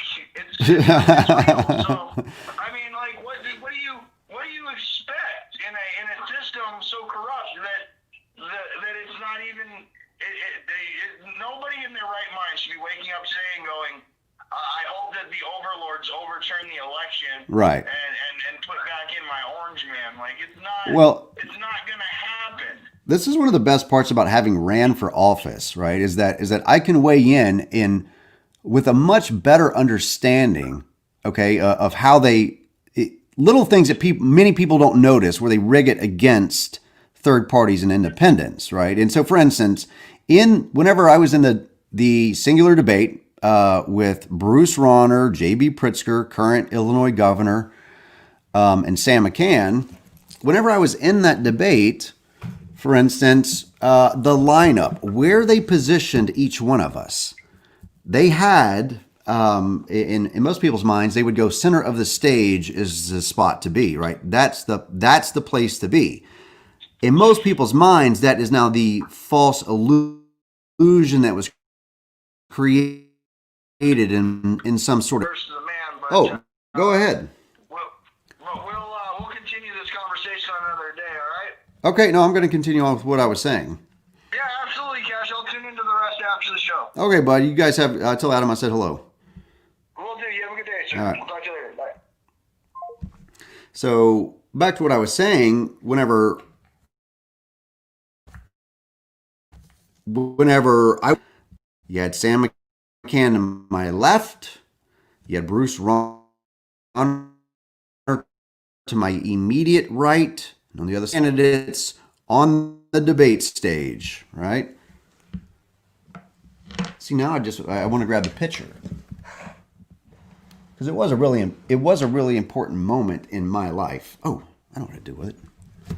I put it in here with my thank you letter from Governor Rauner, then Governor Rauner, whenever I was retiring from the military.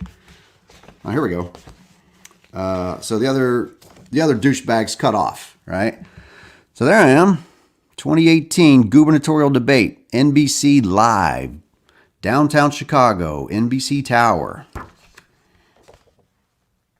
This was fun. I'm not even going to lie to you. This was huge for me, right? It was huge for the Libertarian Party in Illinois. This was a big deal, right? And I never got to share that with my children. That really, really sucks that I didn't get to share this experience with my kids. Because the guy next to me, Bruce Rauner, at that time, he was the governor. That was the previous governor of Illinois, and that's the current governor of Illinois. And then there's me standing right there next to him. And of course, we chopped Sam McCann off. He was over here somewhere, right? He wasn't there for a debate anyway. In front of a live studio audience, right? That's a pretty big deal, right? For me, I mean, that was huge for me. But what they did is the moderator, way down here, right? In the camera angles, all of the shots that they used in media, later, guess what they did? They cut out me and the other guy. That was what they showed on most of the media there. This is what they showed about that debate right here. They don't talk about that. They don't talk about. I would go back and look, right? See who's cut out. Who did they cut out? They're crafting a narrative, right? Then if you look at the time in that debate, if you were to go back and review how much speaking time each candidate got, those who gave the most money got the most time. Those who bought the most advertising got the most time. Those who paid for the most advertising are the ones who the mainstream media shows as being the only relevant candidates running for office. That's how they're duping you. This guy had as much chance as this guy and this guy.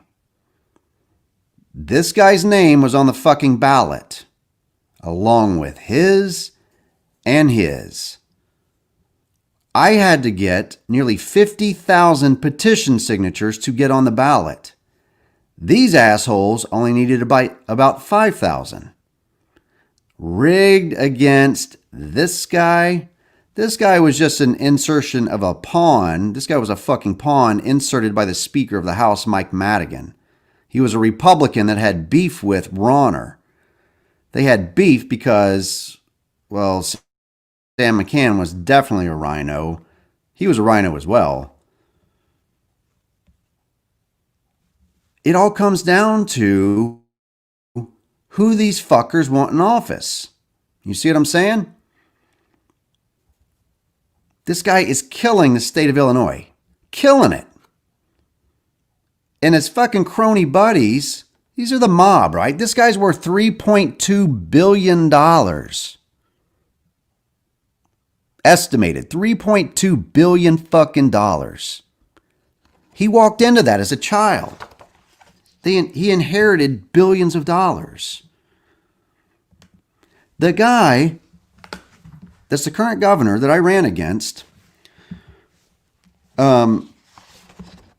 is it possible that these guys rigged the election? Pritzker, over here. Oh, tons of fun. Is it possible that his fucking cronies, that bureaucracy known as the Democratic machine, I have no doubt that they fucking committed fraud during that election. I have no doubt. But I've still won or even gotten close? I don't know. Probably not. Who knows? Who the fuck actually knows? We don't know. But in a Democrat-controlled state, you think they're going to investigate anything there? Please. Fucking please. Not a chance. Not a chance in hell. The feds would have to go back. I bet you if the feds went back to 2018 in the gubernatorial election, I bet you they would find some stuff. I'm willing to bet. But they're not going to. You can't get the fucking feds to do fuck all about fraud in this country. And when you're calling it out, that's the really funny part. When you're calling it out, you know, we've got these whistleblower protection programs. Bullshit. No, we do not. We do not have no whistleblower protection programs. No. Don't give me that shit. I've been blowing the whistle about these crooked fucking judges in Illinois for 6 years now, right? Really for 4. We'll just say for 4. My first 2 years of my divorce, I didn't know nearly enough about what was happening to know that I was being duped, that my due process rights were being violated. I didn't know.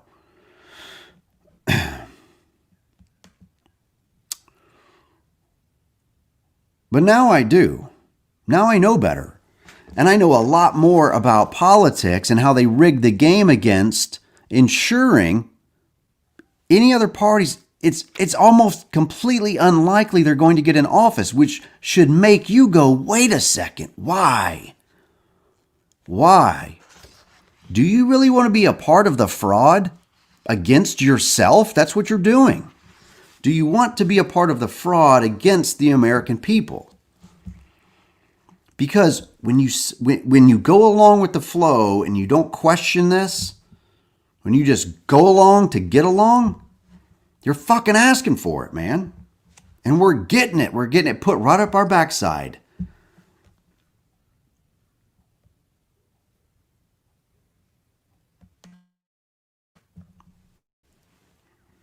We don't just deserve it. It's a right. It is a right to have due process in this country. Americans are getting a shit deal, people.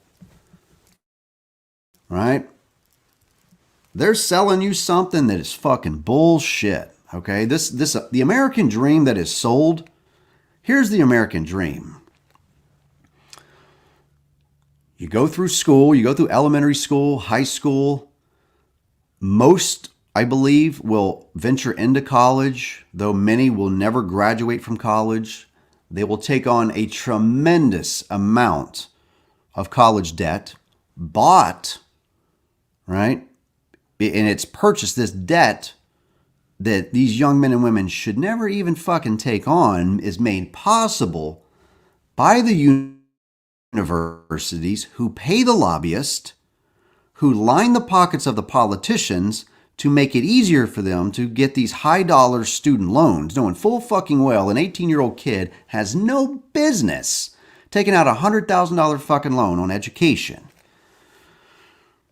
But they make that possible by the universities hiring the lobbyists who pay the politicians to ensure that these kids need to be able to get these long-term loans, these lifetime mortgages on their education, and you're tied to that debt right out the fucking gate. Just learning your job, you're tied to that debt right out the gate. So that you can get this piece of fucking paper and tack it to your wall. It looks real pretty and fine and amazing, and everybody just stares in awe and wonder at that degree. And if they could see through that degree, they would see into the future the years and years and years of labor that you're going to now work and sacrifice to pay that fucking thing off. And I'm not saying it's not a great degree. I'm not saying that you didn't earn, the respect owed an individual who completes that task, because it's a long commitment. It is. But did it need to cost as much as it did? No. It was artificially manipulated. You pay a higher tuition when you're guaranteed these student loans, these federally backed student loans.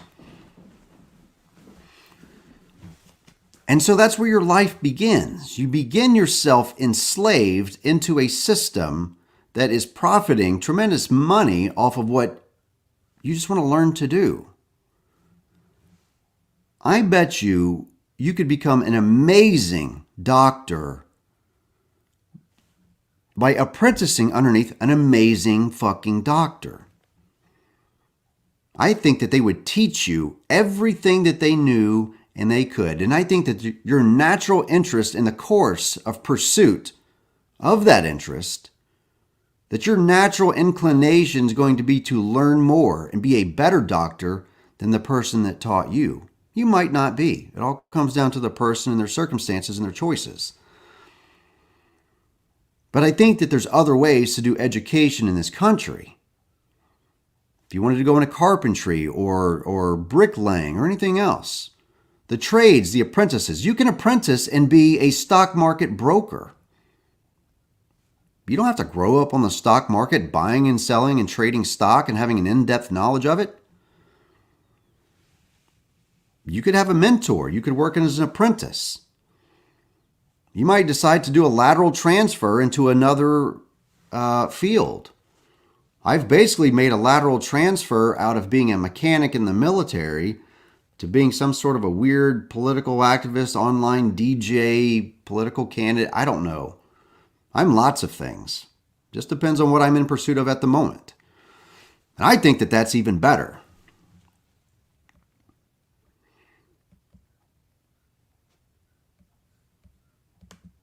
Yeah. I couldn't get, let me tell you this. After my divorce and custody proceeding, it wrecked my credit, okay? Another fantastic effect, negative effect of divorce and custody proceedings. The credit that you work so hard to build over years and years and years suddenly becomes, well, no longer a credit score and more like a fucking an IQ score.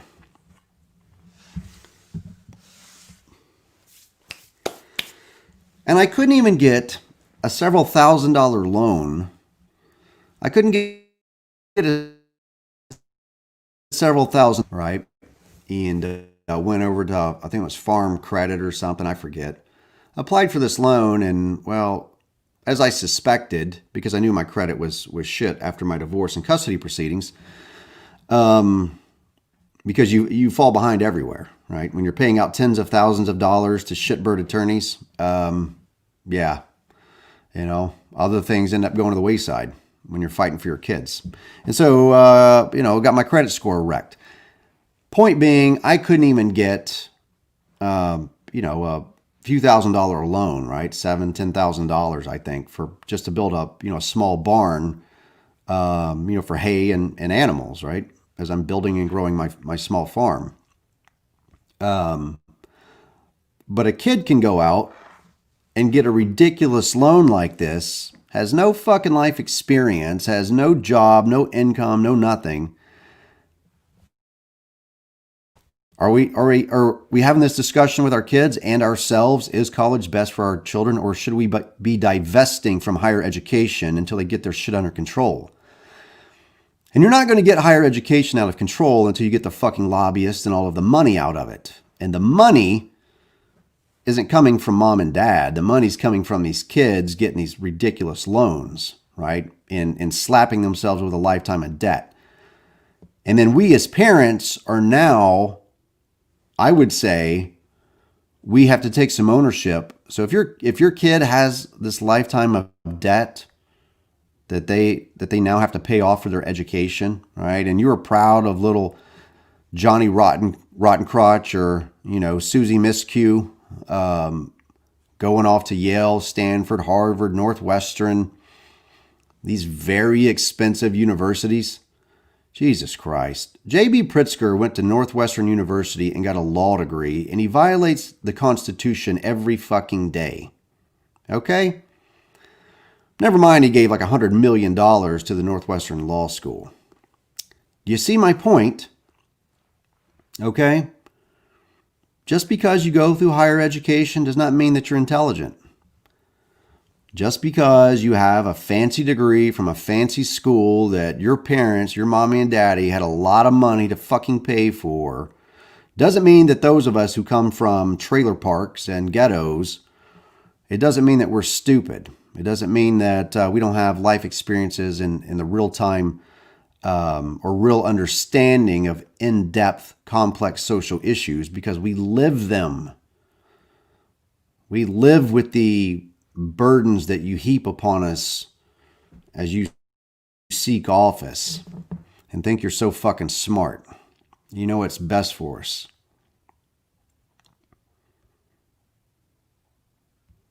He is a smug prick. At this, and I think we're probably still talking about tons of fun J.B. Pritzker here.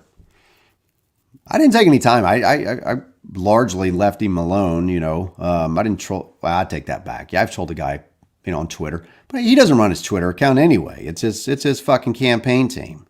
That guy's too busy licking his fingers from the last pork chop he just got done finishing. He completely evaded me.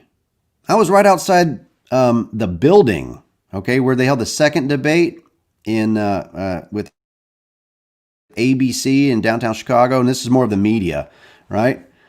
I'm standing outside the debate. They wouldn't let me in. I wasn't permitted to go into the second debate, wasn't even invited to it. What a slap in the fucking face that is, right? Not even invited. You got onto the ballot. You got 3 to 4 times the amount of signatures as the candidates that are on the stage. Think about that. We had to get, I think we got around 44,000 petition signatures. Somebody, I would love for somebody to pull up how many J.B. Pritzker and Bruce Rauner got. Pull it up and look for yourself. You guys should see this shit. Now, you would think that if a person got 44,000 petition signatures to get onto the fucking ballot, that maybe, just maybe, that's an indication that there's some people out there that would like to hear him on a debate stage, right?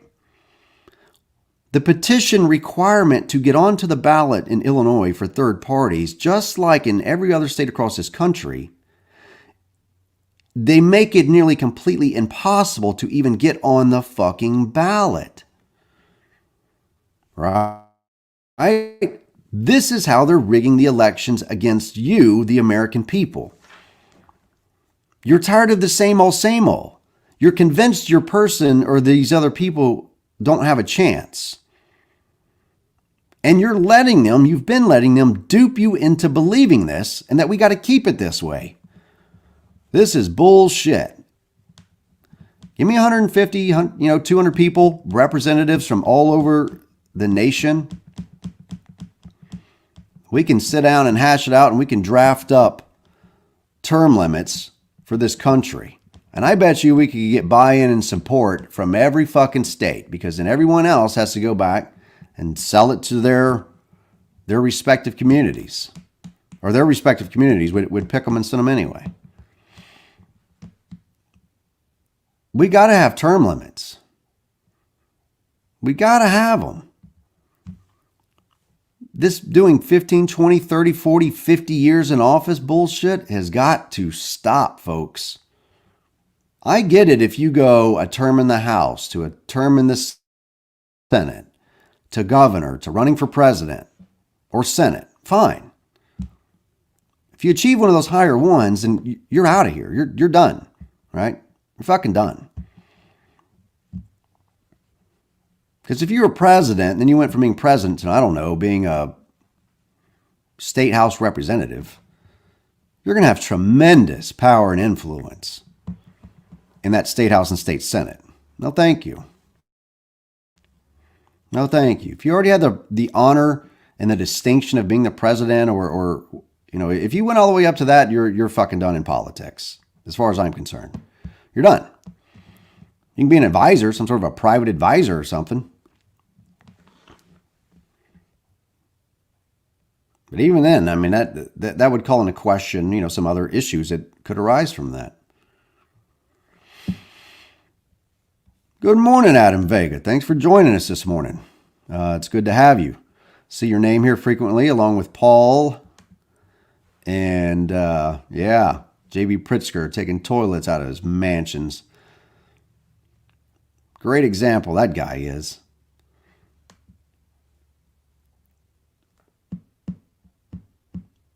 Hey, I like that. I'd rather eat crumbs with bums than steaks with snakes. Fuck yeah, we need to put that on a t-shirt. Somebody put that on a t-shirt, man. Send it to me. I'll wear it for you. Tammy you're the one who said it, so I'd wear that. If that was on a t-shirt, I'd wear that. Fuck yeah, man. That's a great saying. I like that. I don't know if I can't say I've ever heard it. Or maybe I did and just didn't really pay it any mind. I'd rather eat crumbs with bums than steaks with snakes. Fuck yeah. I like that. That pretty much summarizes Cash Jackson right there. That in itself. Because that's me. What's up, Jennifer? Good morning. How are you? I hope that you're well. I know you've had some struggles there. I've seen some of those, and I want you to know that you're in my right. I know a lot of us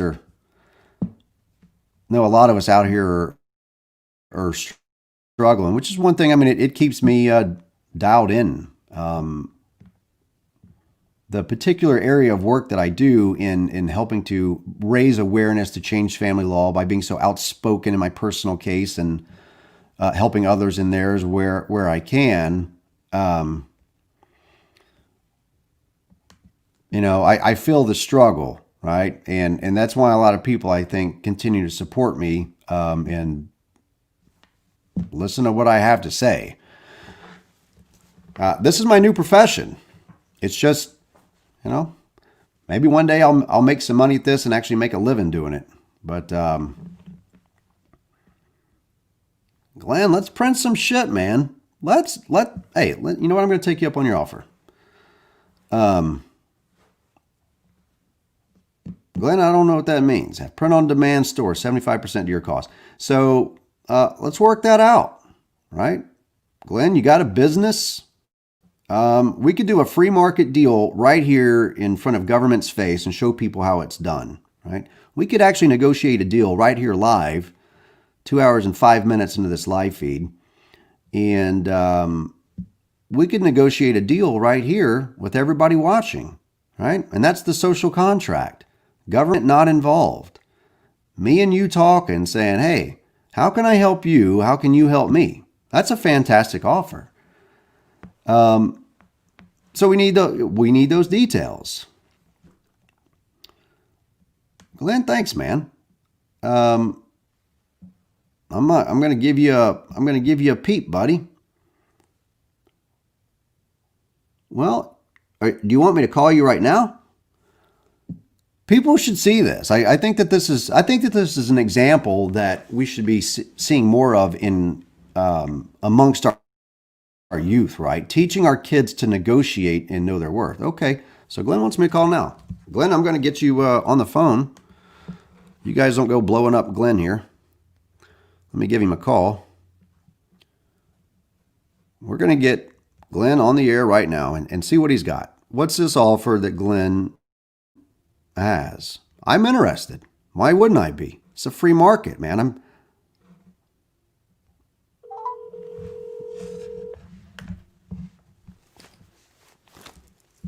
Hello, sir. How are you? I'm well, Glenn. How are you today, bud? I'm still above ground, so I always got a smile on my face. Well, I'm glad that you're here with us, man. I'm glad that I can call you. And so I'm interested in this deal that we're talking about here on air live. You know you're live, right? Yep, I know it. All right. Well, so what's this offer? What have you got for me? You never checked out votemyopinion2020.com yet. All the times I've sent it to you, not yet, huh? Well, you know what? I mean, this is a fair gripe. You're not the only one that has this gripe with me. You're a busy guy, and I admire everything that you do. And I know you know I'm Jeff's brother, right? Larson? Yeah. Oh, no, man. I'm sorry. I didn't equate that. I'm sorry. I didn't put two and two together. Yeah, that's me. And it's my pleasure to get a chance to talk to you. Thank you very much. Happy holidays.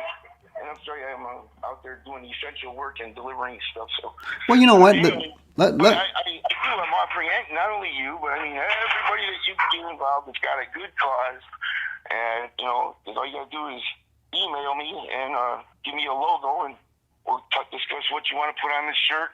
Anything you want to put up there, we put them up there. You get the word out. People buy shirts. I give you 75% of the money. Of course, I got to hold on a little something to pay for the taxes and everything. No, I am kind of working, but we're in. We're done. If you want to do it, you got my phone number. I'll reset my counters on the website because I did design it to educate kids at first, and then I figured, well, let's see. We got to figure out how to make internet elections. There's a big deal going on about that. But I did spend almost 4 months every day on the phone, 10 to 12 hours a day with the WordPress team, and we came up with votemyopinion2020.com. And my promotion that I set up with them kind of did, I did it was like 90 days around the world, and there was a little more than I could chew. I mean, I took a bite and tried. But I didn't have such a great turnout. I haven't even looked to see what the results are. I'm going to probably do that today. And I'll reset all the counters. If you want to have a redo, let's start doing it. So what's the redo? We're talking about a petition you've got on here? You want to do a redo of the election? Oh, yeah. On Vote My Opinion. And it's designed for the 13 to 17-year-old kids to speak their it's got a discussion. Oh, got you. Okay. So you've got something here. All right, so you've got something this is targeted towards the youth and what the youth want. Is that what that is? At votemyopinion.org? Educate the youth for the future of what they need to know about how the elections work and how we're going to make them more fair. Oh, okay. Well, you know what? I'll tell you what. It's set up for the people to vote on anything you want, all the way down to the local judges. Right now it's set up for the presidential election, and it's funny you were just talking about Kanye West and everything, because they changed it up on us so many times as who was running and who everyone. So but it's humorous for the kids to keep them involved, but at the same time, there's a forum there for the actual 18 and above to vote. And I did a worldwide thing for world peace. And I'm not trying to insult anybody's intelligence, but we got an awful lot of work to do with the government. So. Oh yeah, we've got a lot, but I think that this is a really important piece because you got a lot of background noise there that we're picking up. I guarantee you will get a check from us. Well, I mean, okay, if somebody, so you got two different things here. Let's compartmentalize for a moment. You've got your printing business, and so if I understand you correctly, you're saying that if somebody purchases a T-shirt from you, that you're gonna donate 75% to Veteran Liberty Network. To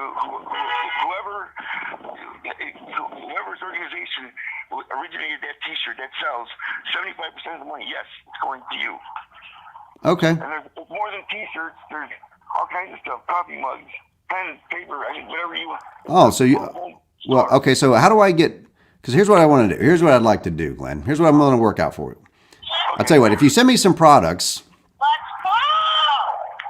Is there somebody who's yelling? Who's so angry in the background? They yelling at you? Is that your wife? My wife. That's the only person in the world that can talk to me like that. That's your wife yelling at you in the background. I got to do what she says. But anyways, I do have to get back to work. Cash, it was a pleasure talking with you. Hey. And please get back to me. We'll work out all the details. Okay, we'll do that. Okay? Yeah, go ahead before a domestic violence call ensues. I'll give you a quick salute. Thank you for all your service, buddy. All right, buddy. Be good, man. All right, we'll talk to you. All right, buddy. All right. Dude, that was funny to me, man. This old lady's yelling at him, "Let's go!"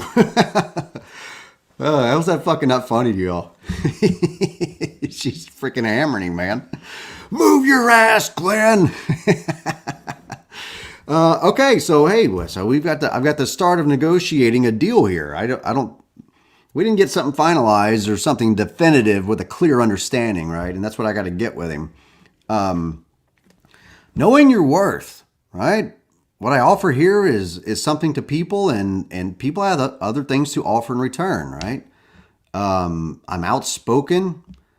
I think I'm somewhat intelligent, albeit I've got my moments where I do some really, really dumb shit. I'm like, shouldn't have done that one.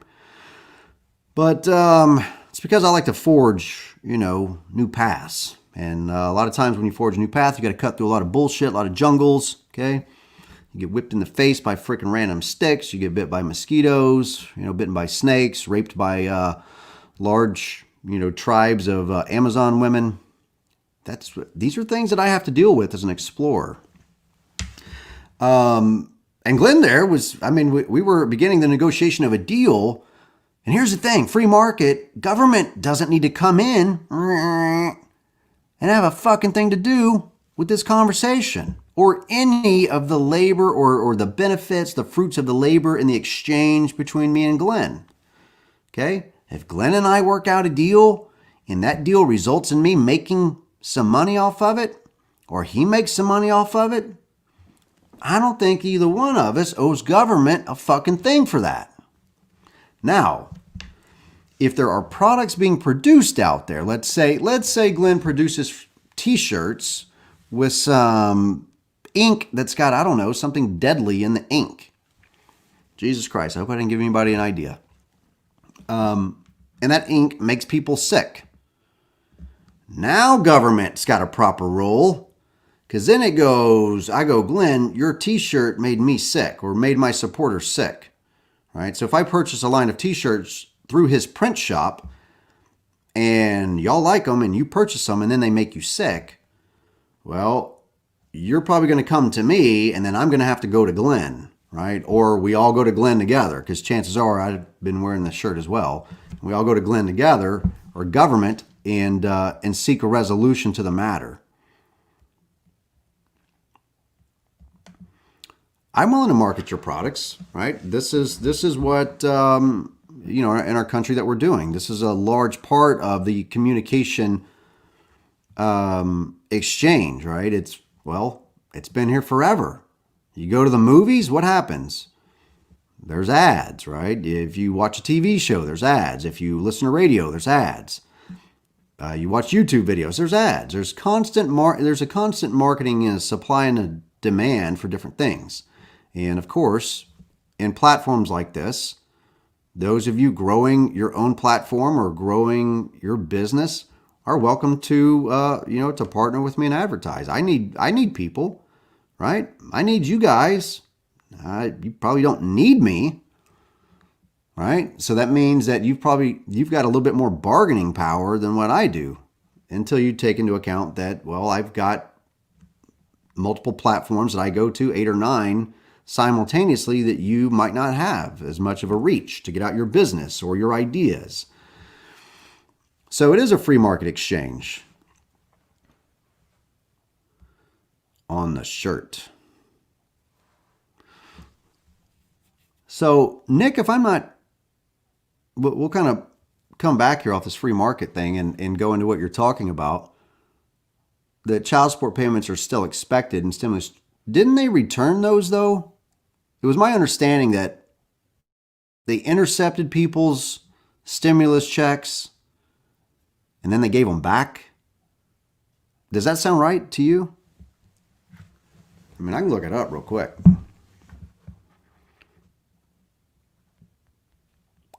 We'll find out. Everybody's dropping off to go to lunch. What it is? You can leave me on. I mean, you can put me in your back pocket and throw in your earbuds and still tune into the show. There's more than one way to skin a cat. You know what I mean? You can drive that backhoe and have Cash Jackson rambling on about politics and issues and whatever else that we discuss on the show. CJ will be producing this 3 days a week, Monday, Wednesdays, and Fridays.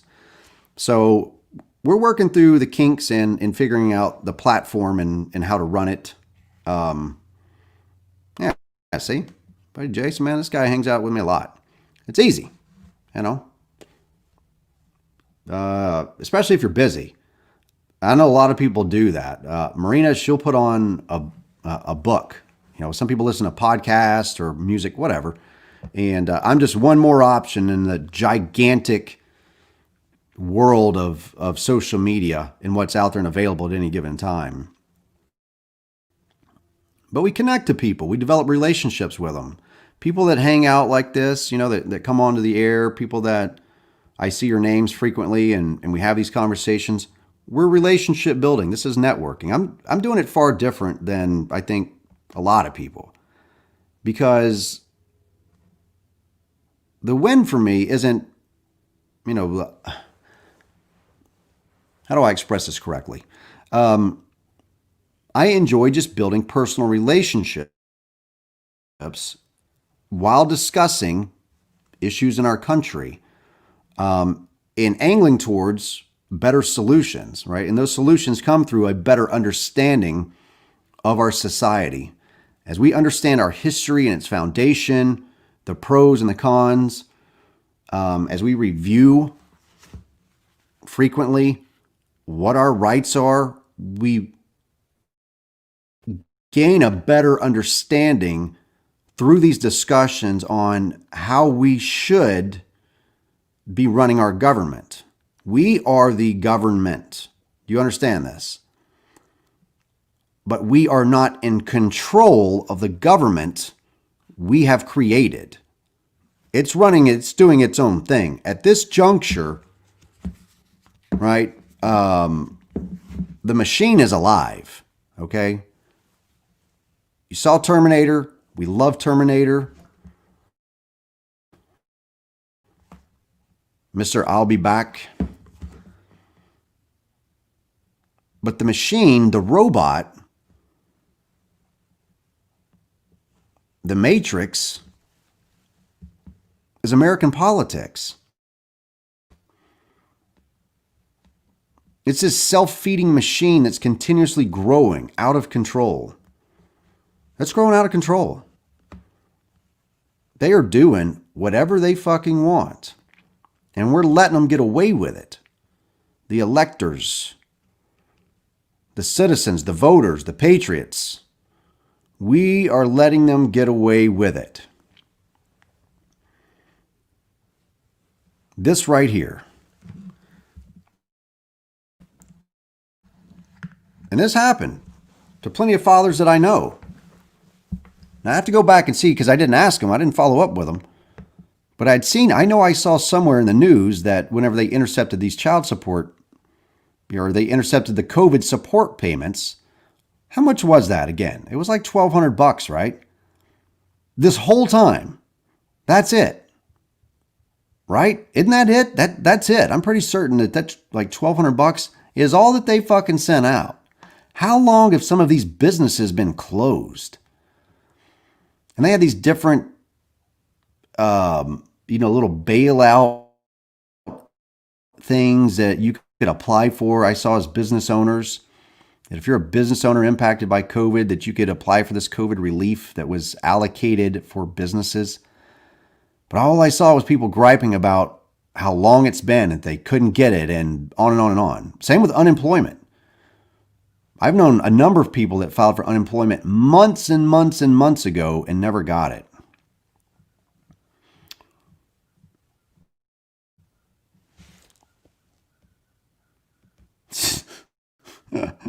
See?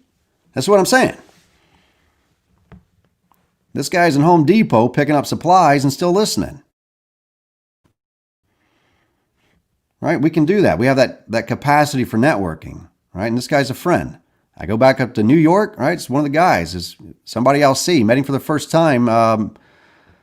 When did we meet, Thomas? It was just a couple months ago, right?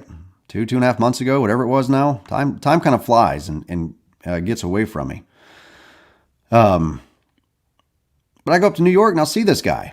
We'll hang out. We'll have a beer. We'll have dinner together. That's one of the big differences, I think, in myself and my media and how I do things as opposed to many others, right? I don't know. Maybe I'm wrong. Maybe they develop more personal relationships with people than I realize on a broader scale. I don't know.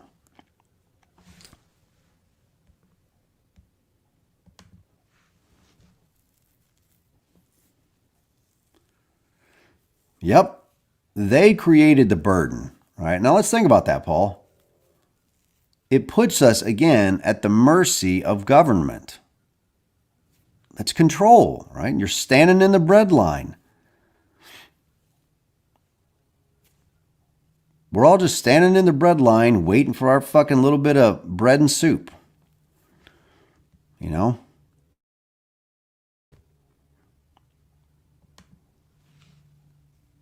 And is that what you want for you and your kids? Do you want to stand in bread lines with you and your kid?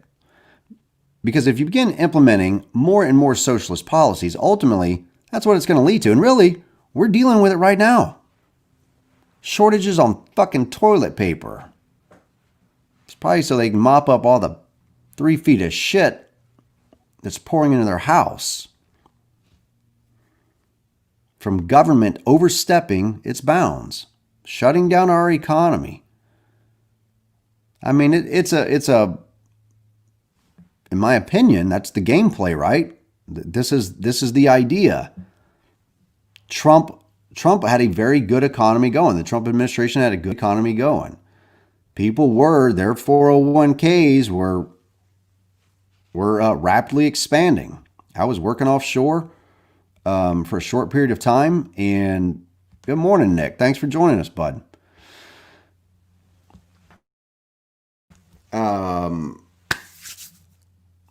The economy was doing well in regards to people's personal retirement accounts. They were they did some tax cuts for the middle class, and I think it also for the wealthy. I don't doubt. I mean, Trump's wealthy, his friends, his social circles.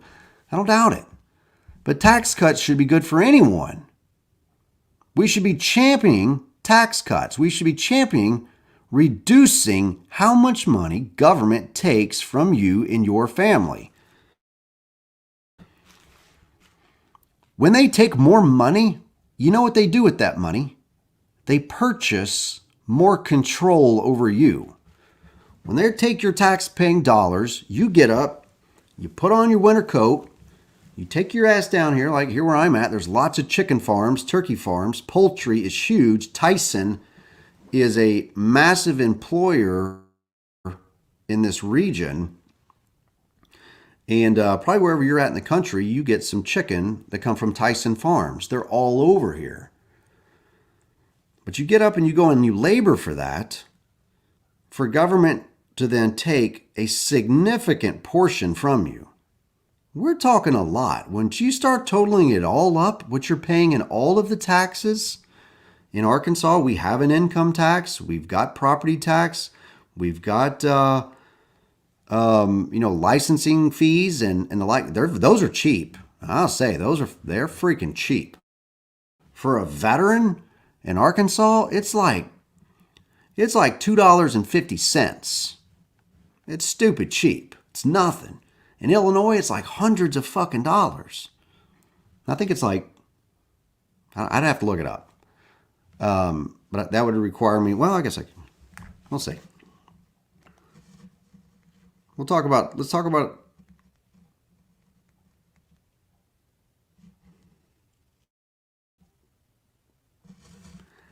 how much does it cost to register your vehicle as a veteran in Arkansas?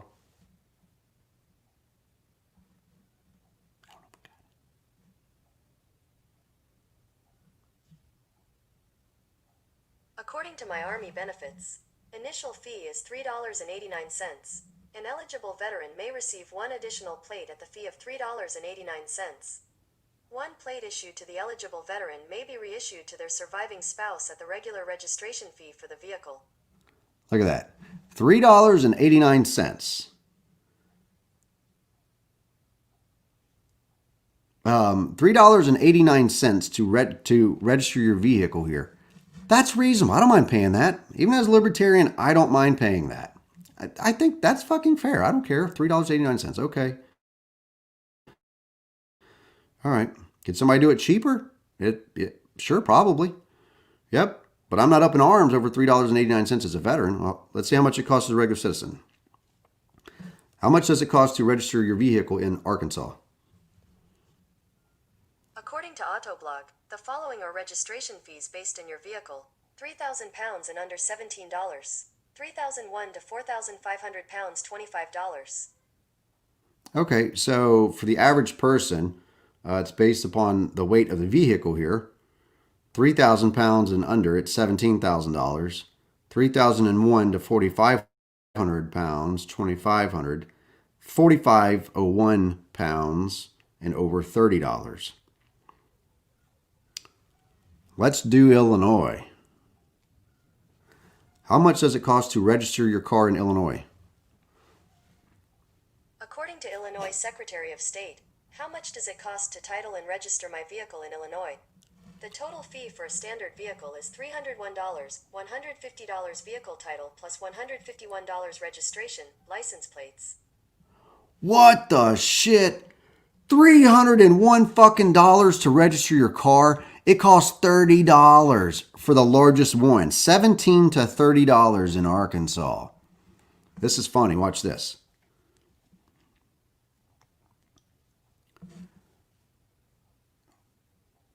Fuck.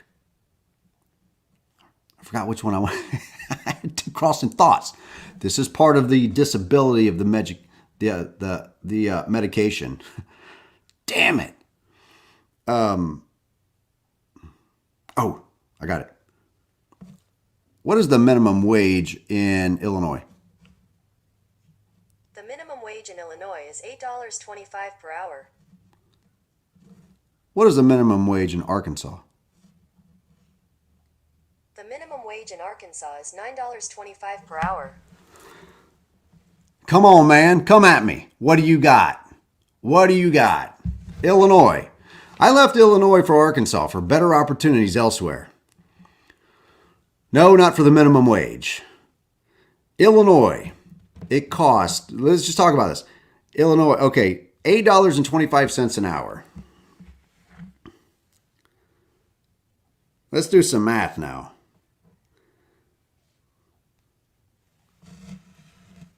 What is 8.25 times 40?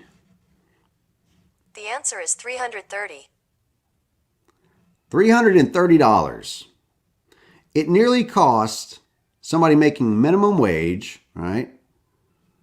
$8.25, their entire fucking week's paycheck to register their vehicle. And in Illinois, the minimum wage is $1 less than the state of Arkansas, where to register your vehicle, it is 10 times lower. 10 times lower. Now, that's just one anecdotal thing.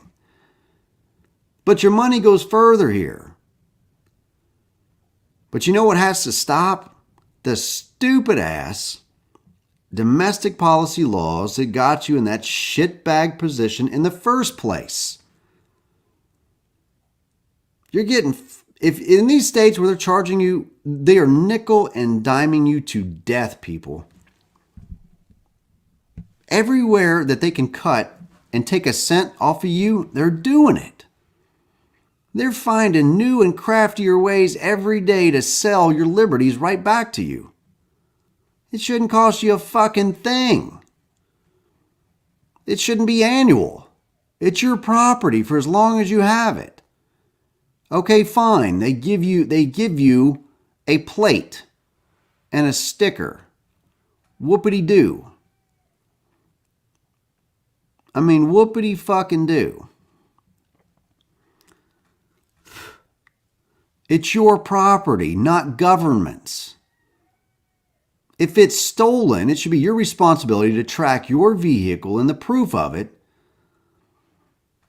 But it's not. It's for the state tax collectors, our police officers that are sworn to uphold the law and defend the Constitution, are misused as tax collectors for municipalities. Another way, they use your tax dollars against you. They use those monies to employ tax collectors known as police officers. I love my brothers in blue. Take this as personal or not as personal as you want. It's not an attack on you or your profession. Like service members, you're misled into really what you're going to be doing. There are counties and municipalities across this country with fucking unprocessed rape kits, murder rate. Like the rate of solving murder in Cook County, it's like 20%.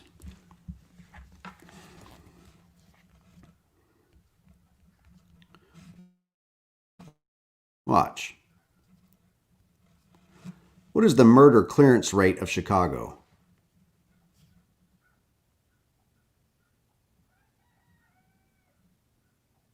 Oh, they did better than I thought. About 53%.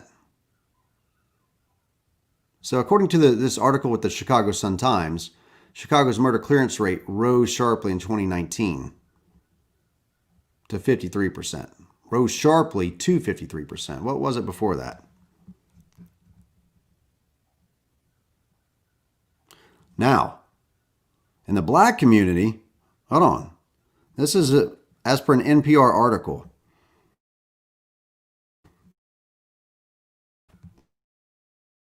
With NPR, Chicago's dismal murder solve rate even worse when victims are black. Of course, that would be an article worth going through. But it says that 47% of murders with white victims, or police solved 47% of murders with white victims and 22% with black victims. There's a bunch of interesting points that you can take away from that. One, of course, is the obvious attempt or implication that there is systemic racism because more white murders are solved as opposed to black murders. I wonder if they discuss the particulars and reasons why.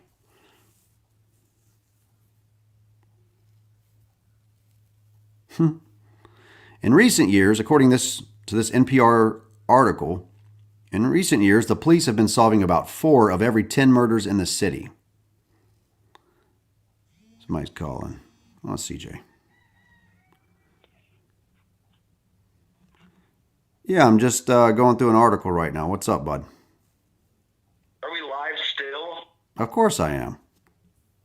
Sweet. Okay, cool. Hey, we're just for the record, we're taking calls over on Adam versus Man. Would love to have you on the broadcast today if you just wanted to pop on and say hello. Oh. Adam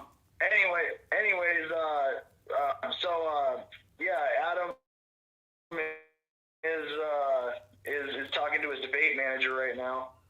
maybe a good chance for you two guys to talk about what you've been talking about this morning. Yeah, be great. Come. And put it on mine. Well, you can put it on yours if you want, and you can. We'll do a joint broadcast. Well, why not? Why not? No, I'm fine with calling into Adam versus the man. You know, see, so if you were simultaneously broadcasting on mine right now, you could be sharing Adam versus the man on here, and anybody who wanted to or had the capability could watch and listen to both. Wouldn't it be awesome? Like if you had like an executive producer to bridge that gap. Yeah, it would be. It would be pretty cool. It would be, because there's all kinds of things and numbers and stats and demographics. We could get with somebody by Monday and we could make something happen. I don't know, but we'll see. We'll see. I mean, I'd like to have you two talk, which is why I call in. Like I can shoot you the link for the show. A link for it or a phone number? Am I calling in or what? No, we can put you on the screen, man. Get you on StreamYard. Oh, but I'm on StreamYard. How am I going to do both? Open up a new tab. I mean, that's all you'd have to really do. Okay, I'll give it a try. Yeah, man. Why not? Let's give it. I think we're smart enough to figure this out. I think that we are. No, you know what? You're right. You've offered a problem, okay, or I've identified a problem rather, and let's get the solution. I like solutions. Let's figure this shit out. And right now, Adam Kokesh is brushing his face with a toilet brush that looks like Donald Trump. That's probably not going to win me any fucking viewers. Oh, well, you know what? You sound like my uncle now. So, all right. Well, I'm going to shoot you the link, Cash. How's it going? Shoot it. Get it over here. It's coming. All right. CJ Abernathy, executive producer for Adam Kokesh and Adam versus the Man. Adam is a Marine Corps veteran. I believe he is a combat Marine Corps veteran as well. He is a libertarian, ran for president in this previous election cycle against Joe Jorgensen. Lost to her in their, within the Libertarian Party. And he's an activist. I like the guy. He's a smart guy. He's an intelligent guy. So it's no surprise that y'all want me to go on there, Adam versus the Man? Because then it's, now I'm on his show. I was just on there a couple days ago. I tell you what, I'll do it. I like the guy. I like having conversation with him. Let's go over to Adam versus the Man. So I'm going to grab this link here. Yeah, I'm going to grab this link. And I mean, if you guys have watched Adam for a while, so many of you already know him, which is good. And I'm not surprised. I can't say that I'm surprised by that. You're within this libertarian circle with me. And so, you know what? We might as well just go ahead and pair up more of the circle here. We should go ahead and get Larry Sharp into the broadcast while we're at it. He talks so fast. Larry Sharp, man, brilliant guy. I love him. Great guy. Another Marine. I'm friends with so many Marines. You see this, right? CJ, executive producer for me and Adam, Marine. Adam Kokesh, Marine. Larry Sharp, fucking Marine. I should have been a Marine, right? But I ended up in the Navy. And now I'm an old, crusty, salty sailor. Yeah, Larry Sharp. All right, Nick. I'll tell you what. I'm going to go over here. I'm going to get the link. I'm going to come back over here. I'm going to post the link to you guys. And if you want to go over, just go to the Adam versus the Man show. You can bail off mine if you want. I don't give a shit. Go to Adam's. Let's go pump his rookie numbers. Let's go over. Hey, let's all everybody just jump off this one. Go over to, I'm going to go over to Adam versus the Man. You guys jump over there and let him know that you're here because Cash Jackson loves you. And he said to come on over and join the show. It's almost snack time, Jay. I got Fruity Pebbles sitting on the counter and some Oreos. Prepped and ready. Let me see if I can get this. All right. You guys can see me, but I can't see you, and that makes this really weird. If I got any saliva or spit running down my pipe, let me know. Oh, that would do me no good because I can't see your comments because I'm opening up another tab to get this message from CJ because I don't have Messenger installed. There it is. I don't have Messenger installed as an app on my Mac. This thing tastes awful. I don't know if I'm chewing the ink off of it or what. Ugh. It's got a strange taste. I don't know if it's from old tobacco or it was shoved up a bull's backside or what. But it was made in London, England.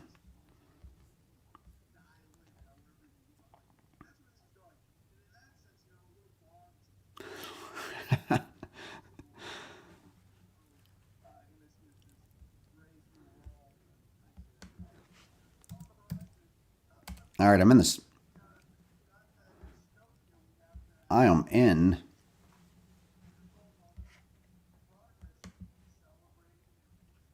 I'm backstage.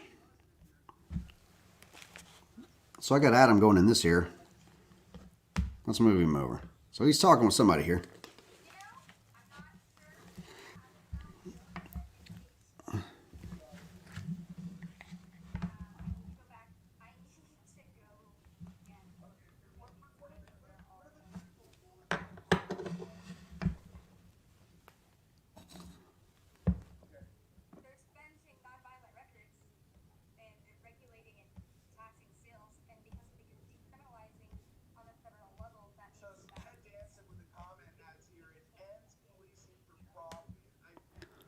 So you guys,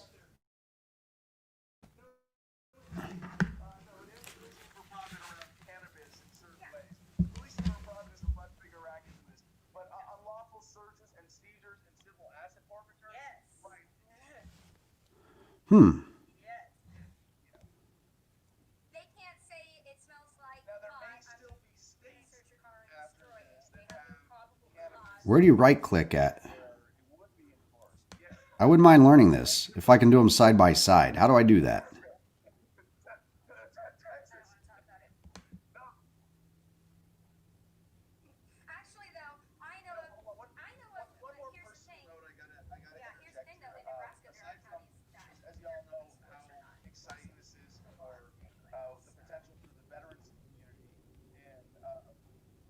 There we go.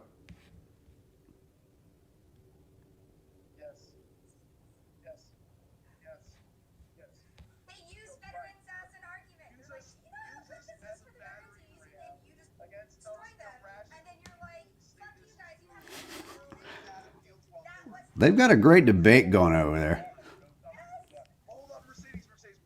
Y'all hear them through the headphones?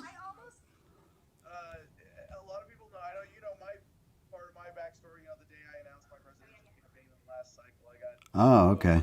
Let's see.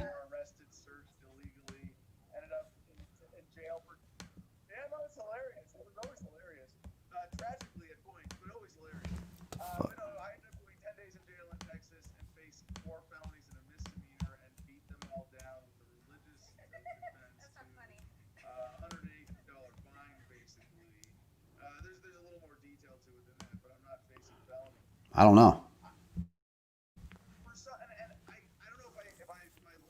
So I haven't figured out how to get the a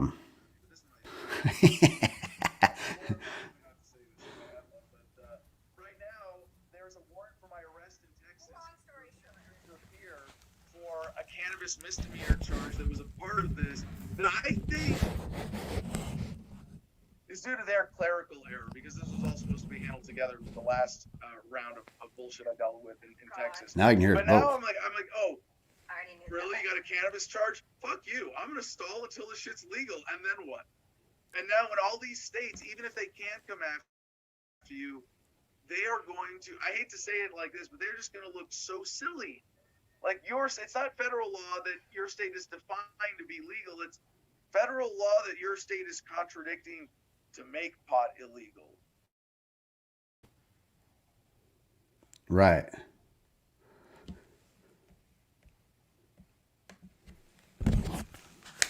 Uh-oh. What happened?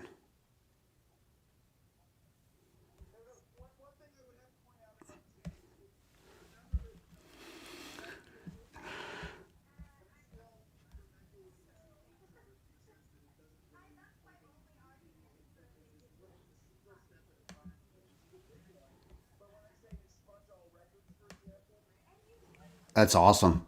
You guys are all going over there and be like, Cash sent me.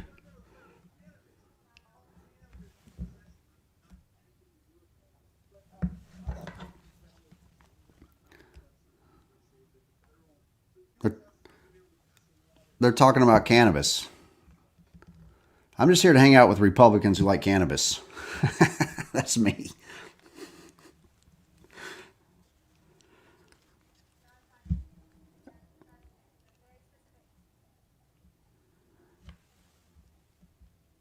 They're writing something. Somebody's writing.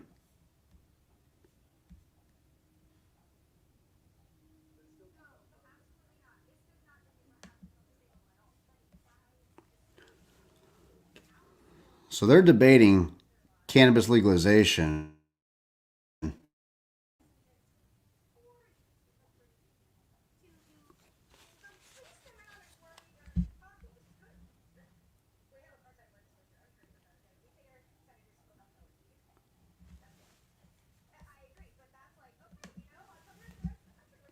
You might be a libertarian, Tammy. If you're not, look, I'm saying to most people, divest from American politics, right? Divest from it in that how it's been rigged. Start jumping ship. Get off of it. It's a sinking ship. Libertarian Party needs a lot of work, no doubt. No doubt. Plenty of work needs to transpire. A lot of things I think could be done better and different. I got different ideas about that. And a lot of people aren't going to like those. They are not going to like my ideas about. But many will. There's going to be a select few, a very vocal group, who aren't going to like my recommendations for the Libertarian Party. Maybe they will. I don't know. Maybe they'll surprise me. Cannabis should not be our number one issue by any stretch of the imagination. But it is a perfect, I like discussing it because it's such a perfect example of, I'm getting ready to go over to Adam versus the Man. They've had me backstage. But I would really like to do,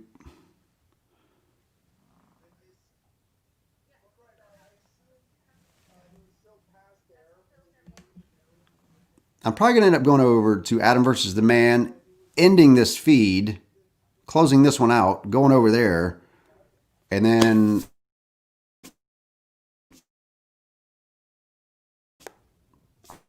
I'm probably going to pack a bag.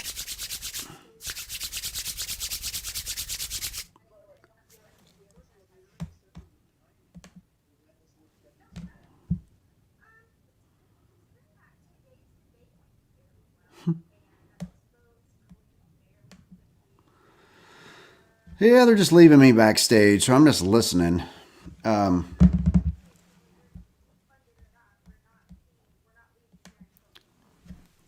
We can change the political landscape together. Go sign up, go be a libertarian, get ready to go to the next, whenever probably these COVID lockdowns lift. But our next national convention, we really need to get together. Like, really. I need a bagel. Ugh.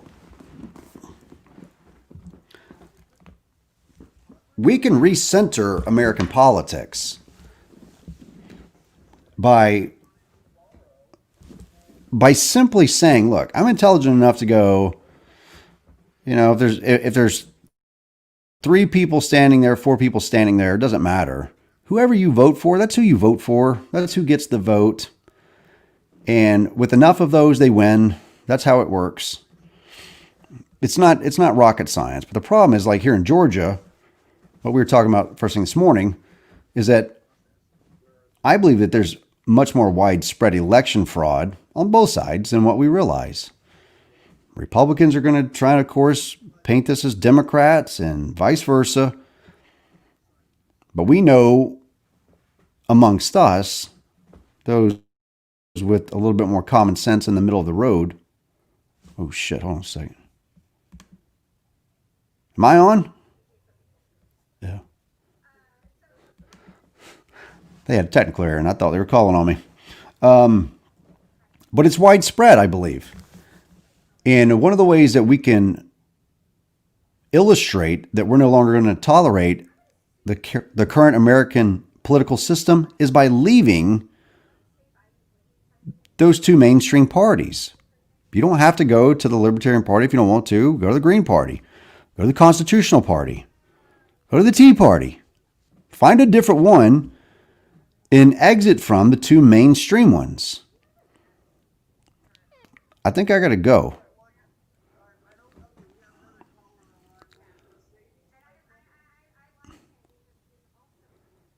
I think I got to go. They're calling me.